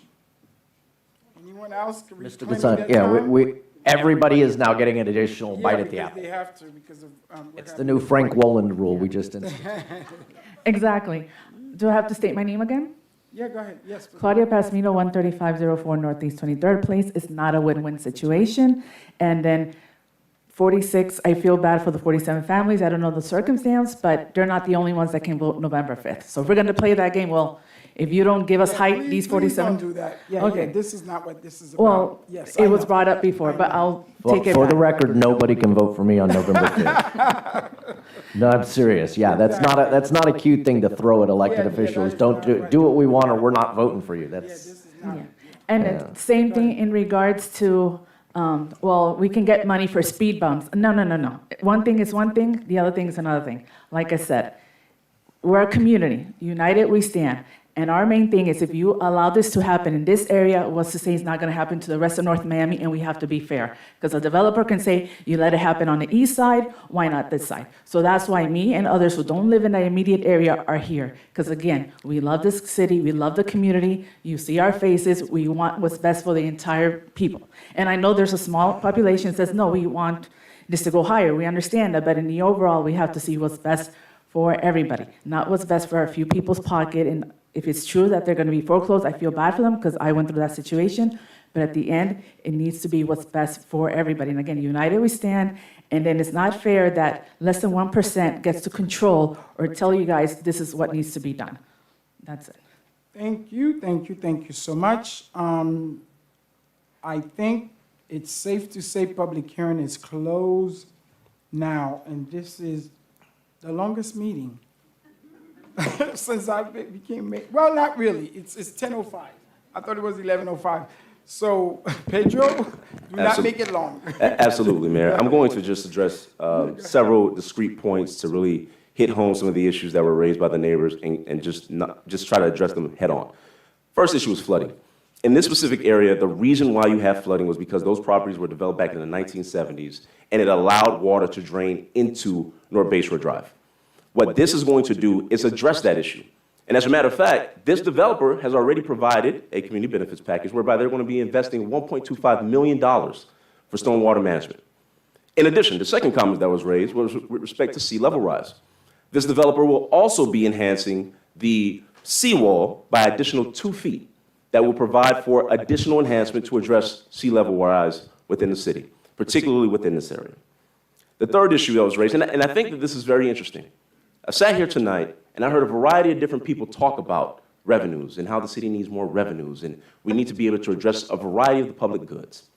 The projects that will be submitted to you as part of this process, if this amendment goes through, in a amalgamation of 20 years will provide over $155 million directly to the city. And in the first year of occupation, both of those projects, just 2 of them, I'm not even thinking about if whatever happens with the third project, but for 2 of those projects, you can have $9 million going directly to the city from 2 projects by being able to allow us to submit an application. Now, it still has to come back before this board. Your arms are not tied to make a decision. You have the opportunity to review it. And there were a variety of different comments by a particular neighbor, some of which dealt with ethical concerns that I do not think merit a response. So I'm not going to address some of those issues. But there were other issues that were raised by him that I think would be important to address. The first item is there was a statement that we're just going around the rules.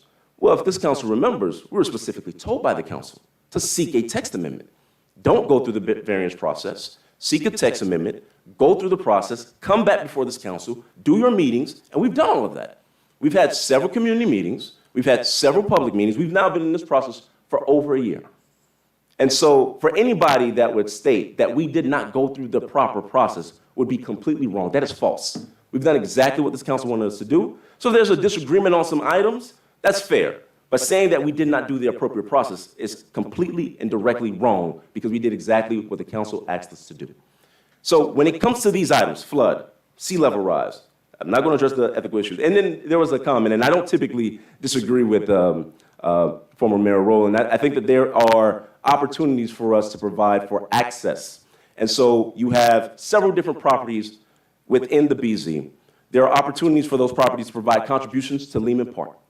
Those properties can either provide those contributions for Lehman Park to ensure that the public can have more access to it. It's a public park, the public can utilize it, or the applicant can provide a portion of its site so that people can come on its property and view the bay. It provides for a dynamic that ensures that if it's within the ability of that applicant to move forward, it ensures that the public still has access to view the bay as part of the process. But with respect to any specific project, at the end of the day, with respect to any specific project that will come before you, you will still have the ability to make a decision on it because it has to come back before this council. It has to go back through a variety of community meetings and it has to come back for you for public hearing. I thank you for your time and I'm here to answer any questions. Thank you so much. Thank you so very much. That was quite a lot. Mayor? Yes, sir. I'm sorry, Mayor. Before you deliberate, I just need to address something. You heard from Mr. Barreto, there is an issue with the supermajority vote. As you know, under Section 3-100, it requires 4 members of the council to vote on, to change zoning. And then under Section 3-1109, it requires a supermajority. Same thing, different language. Obviously, one of your members had to recuse herself, which brings you down to 4. So the issue is, does all 4 members have to vote for it, or is it just a majority? We did the research. There's nothing exactly on point, but my opinion tonight is that this is going to require 3 out of 4 votes. And the reason for that is this. The state law requires a majority vote for these types of things. We are allowed to be stricter, and we did. We created ordinances that require a supermajority vote. If any member were to leave wasn't here, then my opinion would be that you'd still need 4 votes. The fact is, though, we have a member who cannot vote on this, who will never be able to vote on this, so there will only ever be 4 people who can vote on this item. And I believe, my opinion is that it's too restrictive because you're taking something that would require a majority vote and now making it a unanimous vote. And I think if that was challenged in court, we would likely lose that. So I'm recommending that you, well, I'm letting you know that this is going to require 3 out of 4 votes tonight. There is an AGO opinion, AGO 1985-40. It's not on point. It talks about quorum, but it does state that if a person has to recuse themselves on an item, then that person is taken out and and it would not count towards quorum. It's not exactly the same, but that's one of the things that I've looked at, one of the cases that we looked at to come to this opinion. So I just want to put that on the record, and that's all. All right, thank you so very much. Okay, Mr. Mayor? thank you. Yes, ma'am. Yeah, I'd like to disclose ex parte communication with the Oh, I thought you was applicant. gonna disclose, you got to leave too. I'd like to. I know, me too. With the applicant and with the mayor, former Mayor Frank Wolin, as stated on record. Okay. Sure, I had conversations with so many of the people in this room. Yes. Both sides of the issue. And Yes, and I think I met with W4.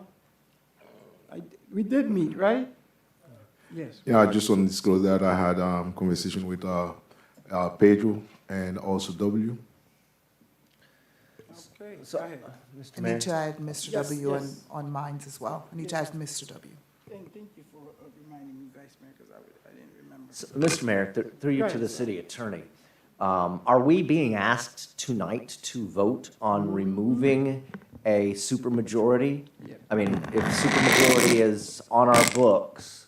No, it'll always continue. Again, the only thing that changed on this vote Right. is that Councilwoman Timothy can't vote on it. Right. But we're not, so if. You're not changing, no. So in the future, if it's something that all 5 of you can vote on, then it'll be still supermajority. We're not changing the supermajority. Okay. That actually was, if you recall, that was an ordinance that had been proposed. It was withdrawn. Right. And I just didn't know if this was a different way of doing what we'd already voted Not at down all. for, Again, so- I mean, she had to recuse herself, so. Right. I'm sorry I stepped out to have an ice cream bar when she Is announced that my what you shoes. did, and you didn't bring us back none?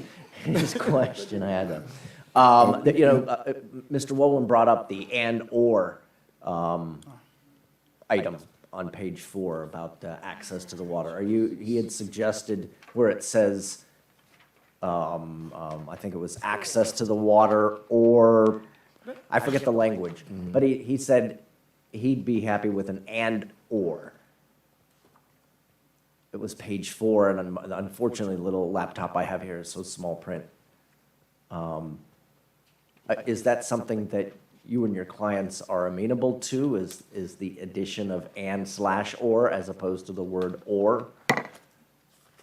So I think that the issue that Mr. Rowland was trying to address was to provide for both the access on your site and the access to Lehman Park. The view that we had been taking from the very beginning was that you can do either. So you either provide for the contribution that would enhance Lehman Park to ensure that more people would have access to it, or if you decided that it would be more appropriate to just provide it on your site, that you do it, because that would be more consistent with providing for the ability. So instead of having the double impact, you have an impact of you either provide it to enhance the public space or you provide it on your site. And so we think the or addresses the issue by providing the public with access to view the bay. So I get that. Are you not amenable to and/or as opposed to the word or? I would like to see the and/or.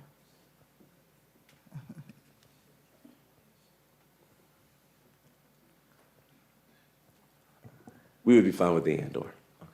And then Thank you. the other question I had through you, Mr. Mayor, to the city attorney, dang it. No, brain freeze. I'll milk that ice cream joke for right now. Yeah, I'm I sorry. see, yes. I seasoned that. There was another question. It'll have to come back to me. I'm sorry. It's for the city attorney, but I totally forgot. Vice Mayor? Oh, I know what it is. I'm sorry. the list of community benefits. Are we approving that tonight? Are we that deep in the weeds No, tonight? again, this is only a framework. Right. So any project that would come after this, they would have to That provide still all has that. to Yeah, be, okay, that that still was, has to come up. because that's sort of my overriding motivator. You know, this is a project, from my standpoint, that will have to be worked out by the next city council, not by me. I'm not gonna stand in the way. I'll vote yes, but that was my question, was whether we were really that deep. I mean, and some of those community benefits are excellent, whether we were that deep into the weeds tonight that that's what we were approving. So they were just proffering those as potential community benefits. Yeah. Okay. Mayor, if I may. Yes. That was exactly my point into that, speaking about the community benefits and everything. And one of the many questions that I have is about the flooding. And I think Pedro addressed it very well. As a matter of fact, we're not going, not only with that, with this area will be even better with the work that is going to be done and everything to this project is that to come to fruition. So with that, I would just move for approval. Second.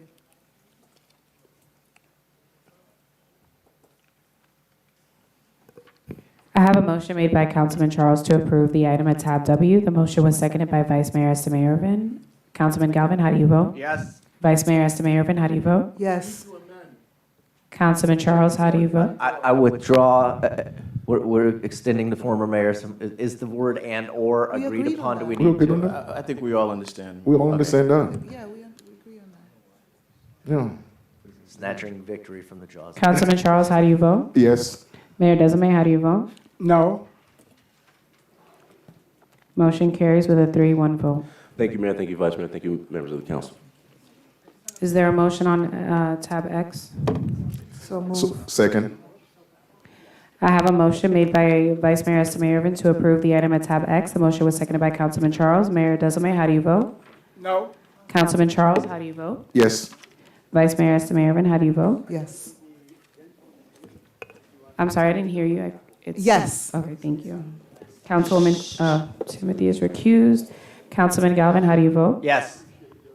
The motion carries with a 3-1 vote. Thank you, Mayor. Thank you, Vice Mayor. Thank you, members of the council. Thank you. Okay. Wow, we did it. Is that the last item? For the public record, Mr. Eisner just threatened me. Sir, excuse me. He's threatening me. Okay, then you need to talk to the police, but okay, but you cannot do that, okay? Okay, you got a police officer here, thank you. All right. Yeah, he needs to talk to the cop. Yeah, he has to.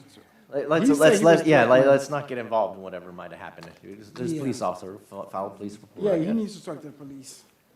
I'd move to adjourn. No. Second. We got public hearing. No, guys, we got public Oh, hearing. I apologize. Okay, we gotta do it real quick. Public hearing is open. I know, Jesus, this has been a long night. Citizen forum. These people been here all night. Veronica Guzman, 540 Northwest 127th Street. I know I normally come up here to bash the council, but I just wanted to say, I wish Ms. Timothy was back. I appreciate her saying that the CRA budget and things can be moved around to help with the traffic calming and other things that we need within the city. And the second thing I want to say is thank you, Mayor, for bringing up that resolution regarding the slanderous remarks that were made against the Haitian community. I have lived here about 35 years. I went to a predominantly Haitian high school, and I recall the rumors back then regarding AIDS and my friends being terrified of being attacked and things of that nature. And I just want to say that there's a quote that says, if you don't learn from history, you're doomed to repeat it. And our country, the United States of America, was named after Amerigo Vespucci, and he is an Italian explorer. So at the end of the day, we are all immigrants. It doesn't matter how many generations of us have been here. Unless we're Native Americans, we should all respect each other and uplift one another. Thank you. Amen. Thank you. That's right. Michelle Morgan, 13140 Northeast 3rd Court. I just wanted to comment again on the guys that just left, and that too, I know you guys already passed the ordinance, but we have already opened that can of worms now. We're going to be looking at the next Brickell in the next however many years, because these developers are just going to keep coming in, and they're going to keep building higher and higher and higher.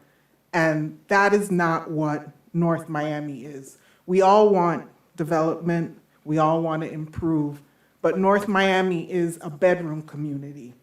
When I moved here, I came here because it was quiet, my street was nice. Now developers have already destroyed it. Northeast 3rd Court is no longer Northeast 3rd Court. We have heavy foot traffic, period, with cars, flooding, and now we're adding 18 new homes. That's going to make it even worse.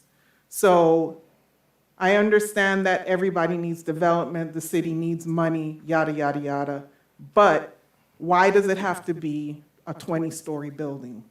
You can still get revenue with a 15-story or 10-story building. Why does it have to be 20? That's all I have to say. Thank you, Ms. Morgan. 13350 Northeast 3rd Court, Eileen Bicaba. And I'm going to tell you, Michelle does not like to speak in front of people. So the fact that she actually made it up there actually even surprised me. So I congratulate her for coming forward and standing up here. Now, Michelle mentioned 3rd Court, and we came here tonight to speak about 3rd Court. And I know that that was postponed. We have tried, and I ask you guys, and we have new management, and I was trying to speak to Mrs. Kamor before. This city failed us. There were 8 acres of undeveloped land around us, and there should have been a master plan for that land. The developer was allowed to do piecemeal, one at a time, and now comes and says he only has no choice but to exit on 3rd Court. There is a development to the west, and I am making a request as a community benefits, and I'm pushing for community benefits agreements now, and I hope that the city, both administration and the council, will consider having a community benefits agreement as part of the law of this city, so that other communities are not run over the way 3rd Court was run over, despite flooding, canceled flooding citations, all kind of atrocity. Please, I believe that this developer should have to speak to the developer on his west and see if they can exit out Griffin, which is a major road that already have a lot of multi-developments, all right, please. So see if we can get that done. And please read this, I gave it to you, and it will tell you some of what I was trying to explain. Thank you. Thank you so very much, Claudia. Claudia Pasmino, 13504 Northeast 23rd Place. Michelle, thank you for coming up, and those residents at home who are watching, because some of you watch and you tell me you watch and you send me DMs. I encourage you all to please come to a council meeting and let your voice be heard. Do not be shy, do not be scared. Do not count on me and others to speak for you. I ask you, please come. As you can see, there's power in numbers. So again, I ask you to come, because I'm personally disappointed what happened tonight, but what's done is done. So I encourage you all to please come, because I think I'm going to stop coming. Huh? You're going to stop coming? Okay. Good night. Hernando Barreto, 11930, North Shore Bayshore Drive. I just want to also make the comment. We always have said that we want developers. We want conscious developer. We want sustainable. But the way that this developer in particular has treated the community, the same way that he treated me today, is the kind of developers that are going to, as mentioned by other citizens tonight, they get their way, they just did it the way they want it. They don't really listen, they just try to check mark. And this is open the Pandora box that we were trying to close when that passed on the Board of Adjustment. Because basically, anyone can present a text amendment. They are not even residents, they are not property owners. And they came here aggressively run over the community to get their way. And that's not the way that we expect future partners in development for the city to behave. They have demonstrated the real character. And I hope that the council and all the ones that are watching the TV, as Claudia said, are conscious that we as a community cannot be bullied, should not be feel bullied for rich developers from New York that are coming here just to force their way on our community. We want developers, but we want conscious and respectful developers in this city. Thank you. Yes, thank you so much, Humberto. And sir, no one should be threatening you. There is, yes, please, that should not be tolerated. Before we leave, let me make this last announcement. It is with great sadness that we announce the passing of, Annie Montgomery. We extend our deepest condolences to the family, friends, and her family as the entire city mourn the loss of a lifelong resident and local business owner. Her real estate firm was in our city. She has been a bedrock of this North Miami Council. I could see her coming to council meeting, her legacy in our city, her compassionate in her service.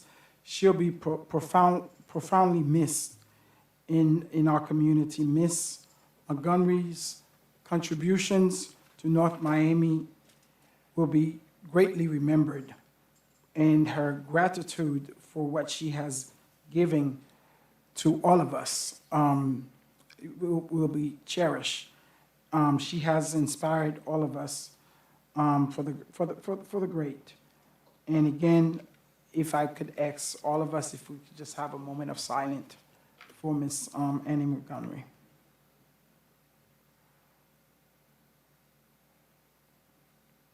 Thank you all. Thank you. With that being said, Councilman. Oh, lastly, I'm sorry. I think we know we are celebrating Hispanic Heritage Month from September 15th until October 15th in the city of North Miami. But this Sunday, I know we mentioned it at the beginning of the council meeting, but I think this is the longest council meeting we had this this year since I became, the last 2 years since I became a mayor. And it's fitting because we are giving the send-off to our longest-serving councilman for the past 25 years, Councilman Scott Galvin, this Sunday. Please do not forget, as we are giving our favorite councilman our send-off to Councilman Scott Galvin in partnership with the North Miami Greater Chamber of Commerce this Sunday, September 29th, at the Scott Galvin Center, which is located 1600 Northeast 126th Street in North Miami. The event will take place there, held from 5:30 until 9 p.m. It's open to the public. You could register. It's first come, first served.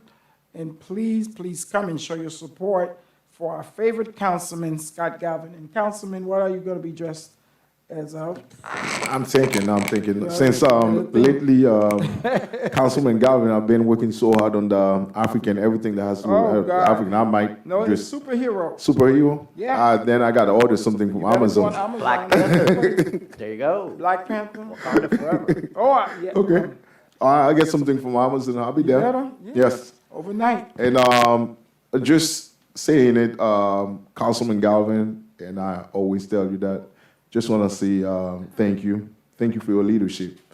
And the first thing that I see in you when I met you way back when we used to go to the same gym and everything, is like you carry the city of North Miami wherever you go. And this is very deep. And I just want to say thank you. And I know on my side, it is to me like an honor to be able to say that I serve with you. And I always ask you, Councilman Galvin, how do you go to all this year and still standing strong? And you told me, just keep your head straight and keep working. So thank you for everything. Thank you for taking my hand and show me exactly what leadership can look like. And I look forward to keep on learning from you. Thank you very much. Thank you. Awesome. Mr. Attorney, any last minute word? We're coming back to the clerk. Yeah, Mayor, I usually don't give reports, but I feel compelled to tonight. I'm glad you brought up Ms. Montgomery. It's going to be hard. Jesus. And he is, yes, Lord. I think that was going to happen. Oh. Can we come back? We'll come back. Come Yeah, back. Annabelle, All right. yeah, she is, yeah. Annabelle, any last, John? Anything?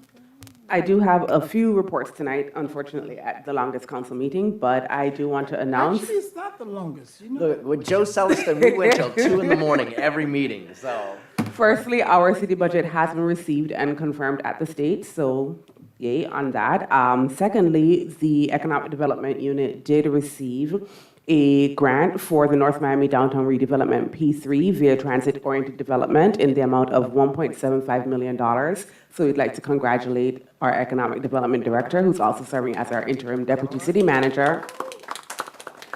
Additionally, we also want to congratulate Assistant Chief Ransom, who has completed his service at the Quantico Academy. So we really want to congratulate him on his attendance and completion. So that will be it for me tonight. Awesome, great. Ready? All right. So I started lobbying and working on my in land use and zoning back in 2007, 2008. City of North Miami was one of the first cities that I worked in. And Ms. Montgomery and I were not friends. There were a couple items that we butted heads against. But you know, I eventually became the city attorney, and I can tell you every meeting, every meeting, she'd come to me and she'd give me a kiss and tell me how much of a great job I was doing. And I didn't think I'd miss it as much, but considering our relationship, but as you said, Mayor, she is a fixture in this city, and she will be missed. Thank you. Oh, my God. Thank you so much, Jeff. I mean, Madam Clerk. You're doing a great job, Jeff. Yeah, you are. I mean, nobody could do it like Annie, but. My condolences as well to Annie Montgomery and her family, and especially to Councilwoman Keys, who I know is deeply grieving her great friend. I want to thank everyone who made it to the part one of the Community Benefits Agreement Workshop. This is the second time that we were able to host this. Part two is coming up in October, the first one being October 10th. So I would love for folks to come out on that second one. On that second one, we'll actually be just going through the motions of how to build one. And as somebody who actually works on community benefits agreements, I think it's really important for folks, especially in this city, to actually be part of what it's like to build one out. And so I highly encourage you all to attend, and more information is available through my office, and I'll be sharing more details on that. Also want to share or express my gratitude to everyone who made it possible to have our food distribution on September 17th. Really thankful to Parks and Rec, Mikey, Ernie, Luis, Andre, Ozzy, Jamal, and of course Christine, the library, Paul, Georgette, Aaron, NMPD, Ocean, Yerena, Holmes, Brooks, Mirja, Carter. Now that Carter is like extra certified or whatever, do I get my badge now? We'll discuss after. Rivera, Montina, Miranda, Seda, and Carter. And anyone that I missed, charge it to my head and my headache, but not my heart. Friends of the library, Rose, Dana, Zoe, Becky, Claudia, and I know that Princess was there and someone else who I don't remember. Communications, Unicia, Stephanie, thank you so much. And to our volunteers who just came out of nowhere to help out, Sophia, Sophie, Oswaldo, Carolina, Gabriela, Angela, Kedna, and Princess again, MJD Wellness, Emanuela, and Girlsius, I'm sorry. And then Miami-Dade District 2 staff came out to support Max, Willan, Marie, and of course, Farm Share. So thank you all so much for supporting those initiatives. I really appreciate it, and thank you all.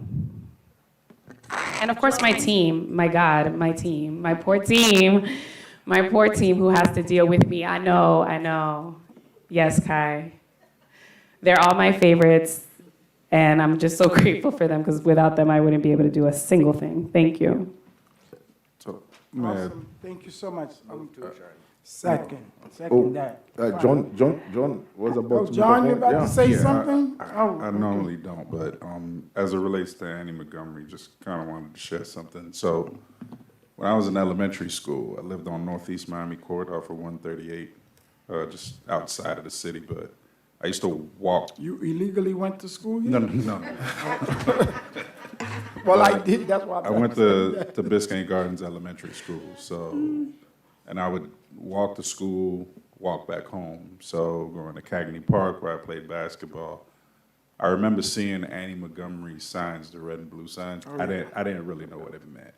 So I would always see those signs in front of houses until I actually learned that Annie Montgomery was a real estate agent. I never met her throughout this time. I didn't meet Annie Montgomery in person until I started working in the city, and I heard the name, and I'm like, oh, this is the face to the name that I was seeing while growing up in North Miami. And ever since we met, you know, she's always been sweet to me. So just wanted to extend my condolences to her family. Thank you. Thank you. Annie, rest in peace. Thank you. Good night. I have a everyone. motion made by Councilman Galvin, seconded by Mayor to adjourn. All in favor? Any opposed? Motion carries with a 3-0 vote. The time is now 10:38 p.m. Good night, everyone.